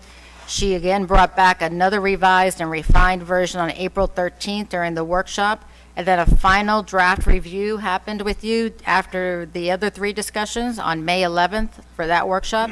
So you've had 4 formal discussions on this item. Yes. And it is a blueprint It is a guideline? Evolving document. It's not like they said, Dynamic? there's no money being, the approval of this is not spending money. This is just I'd approving like to this. make an approval to, A motion to, the motion to approve the strategic capital project blueprint. I'll second that. Seeing no discussion, let's call the vote, Town Clerk. Commissioner Tom Peck, Yes. Mayor Mayfield, Yes. Commissioner Fender, Yes. Commissioner Kurzman. Yes. Let the record reflect that Vice Mayor Campo is not present. Okay. And now we are on to commission and staff closing comments. Staff, are there any staff comments? Town Manager. we do. I know it's late, but our engineer wanted to give an update on Homewood.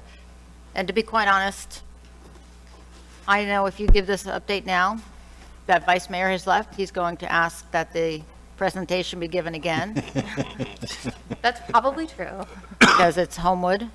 And so we can do it quickly. Want to do it quickly? Well, I just want to make sure, there are contracts out there with landowners, and I think you, throughout, when we signed those contracts with them, you said we needed to have an update of what's going on. So Yeah. essentially, our plans have been, they're not complete, but they're complete enough to get permits for the Water Management District. We've turned in the permits. The plan, that's just a sketch of the concept of, that's on the board up there, basically the blue are the exfiltration, the area up before the river shows where we're going to have a stormwater treatment area, and then we have an outfall up there. This project also will have 2 pumps. It'll have a generator. It'll have some substantial costs on land that we've already talked about. We have one of the landowners is building a house, you should know, and he wants to finish the portion of the area between his house and the neighbor's house, so he can sell his property. So we may be increasing the price of his land based on the money that he wants to spend to finish the outfall. So those are things that are going on. They all require your approval. Essentially, the number is about $3.4 million for the project. I just wanted you to know that we have turned in a grant enhancement request, which is the next page that I highlighted. Basically, of the 3.4, we've asked for $1.77 million from FEMA, and we will ask for local and state matching funds in the amount of $1.33 million eventually. So I just wanted you to know that that's where it is. We've applied for grants, we've enhancement grants, and we've also from the federal level, and the number, the cost, and where it is. It's in the area that we've talked about earlier for the FP&L power lines. So, okay. New update on this that we'll have more information on. We're really having a hard time getting responses from the agencies in the same way that we have in the past. And so we are in a timeline that we're running parallel with the gentleman that's building the house and wants to sell the house.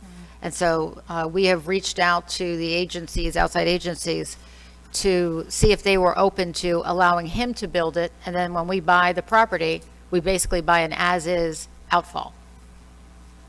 And so we are in the midst of trying to see if we can get that approved. It might be the first time that gets approved in the state. We're not sure. But we are asking every question we can ask to try to expedite it at this point. Okay. Okay? Good job trying to figure it out. Commissioner Tom Peck. Oh, wait, is that a commissioner comment you had?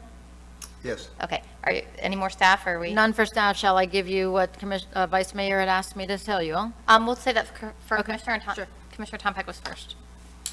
I was, when we were talking about the auditing proposal, it occurred to me, I don't know if we remember, but several months ago, it may even be longer than that, Martin County put on a bid for garbage collection. And they got bids back from Waste Management, Waste Pro, and some others. And essentially, they just said, well, we don't care what the rankings say. We're going to give it to Waste Management because we think they've done a good job. And I'm wondering if that's something that I probably should have asked this question a while ago, if this is something that's an option, and I was going to ask Glenn if that's kind of an option for us. And I mean, could we have just said, well, thank you, Audit Committee, but we still want to give this to, DeMarlo and Hartley and everybody? Well, you are supposed to, you have the audit committee, and you're supposed to consider their rankings and then do exactly what you did tonight, decide which one you want to negotiate with. I mean, the intent is to go with the highest ranked firm, but you're not locked into that. That's why you had that discussion. Okay. Okay. Does that answer? Is that a good answer? Not the answer I was hoping for, but yes. Thank you. Commissioner Fender? I just feel compelled to make a comment about our discussion about taxes earlier. I think Kaya used the term dug in. I am certainly not dug in on this. I'm trying to find the most creative solution that solves the problem that we all seem to be trying to solve effectively for the people of the town that I also represent, right? So I feel like I'm coming off a little bit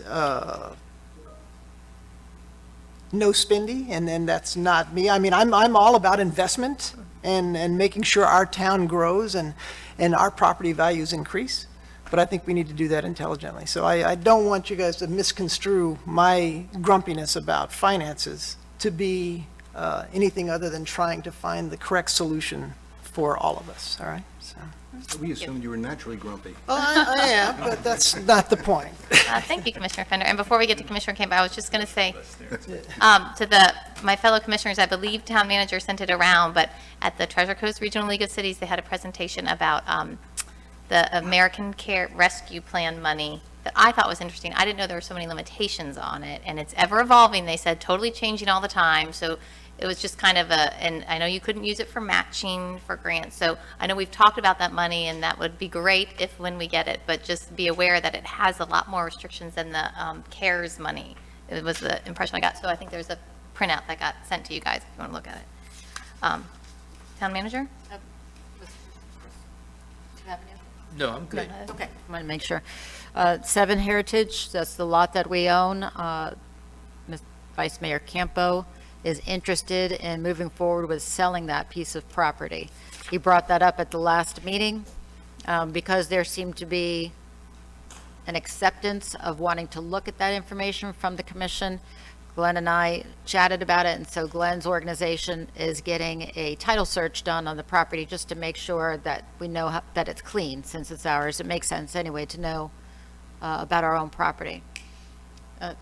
I think that there was a consideration he would like to move fast and forward with grabbing a realtor or going out to bid to find realtors in order to sell it.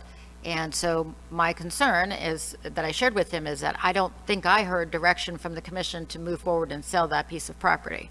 And so if there is consideration to look at that, he is asking for direction from the commission to give to staff to go either out to bid or invitation to bid or an RFP to find a realtor that would be able to help us in that exchange. Not the pushback, but the concern I shared with him also as the town manager and our future projects, our capital projects, is we have outlined our needs for land for things like our septic to sewer program and STAs. So maybe there's an opportunity, if it's not that piece of property, to swap that with something in the future. But once you own land, once you sell it, it's not yours anymore. We don't have it. So I would just ask if you plan on selling that piece of property, that you dedicate that fund, whatever funds that we get from selling it, to the purchase of new property in the future. One other piece of property that we own, I don't know if the commission's aware of this or not, it's in front of Mr. Sharfie's house. And I know he's tried to buy that piece of property from the town. That's a stormwater, though. That's actually an area that's, Stormwater? yeah, it's designated to hold water. Is this Waveland? It's a pocket park, isn't it? Waveland? Waveland? Is that what it is? I don't know. Oh, okay. There's a piece of property that's on North Sewalls Point Road, and it's designated as an area to hold water. When we have king tides, it's especially important. And so that would not be a piece of property I would suggest selling it. I can't even imagine how high we'd have to, yeah. That's a good idea. Because it makes it look like a park, and so, often people think it's a park. So, I mean, that So I was don't the want to, question. Yeah. I'm giving you the information. I think that he would like to get that kind of a direction from you and motion, but it is not for me to ask for policy from you on his behalf, other than to give you that information. I don't feel, I would feel like you need to be here for us to have a discussion about that, to vote on something. I think that we need to don't know how my other, I think they feel the same because they're not saying anything. Okay, all right. But it is good to know that, know his motivation and direction. All right, so can I get a motion to adjourn the meeting? So moved. All right, meeting adjourned. I'm doing-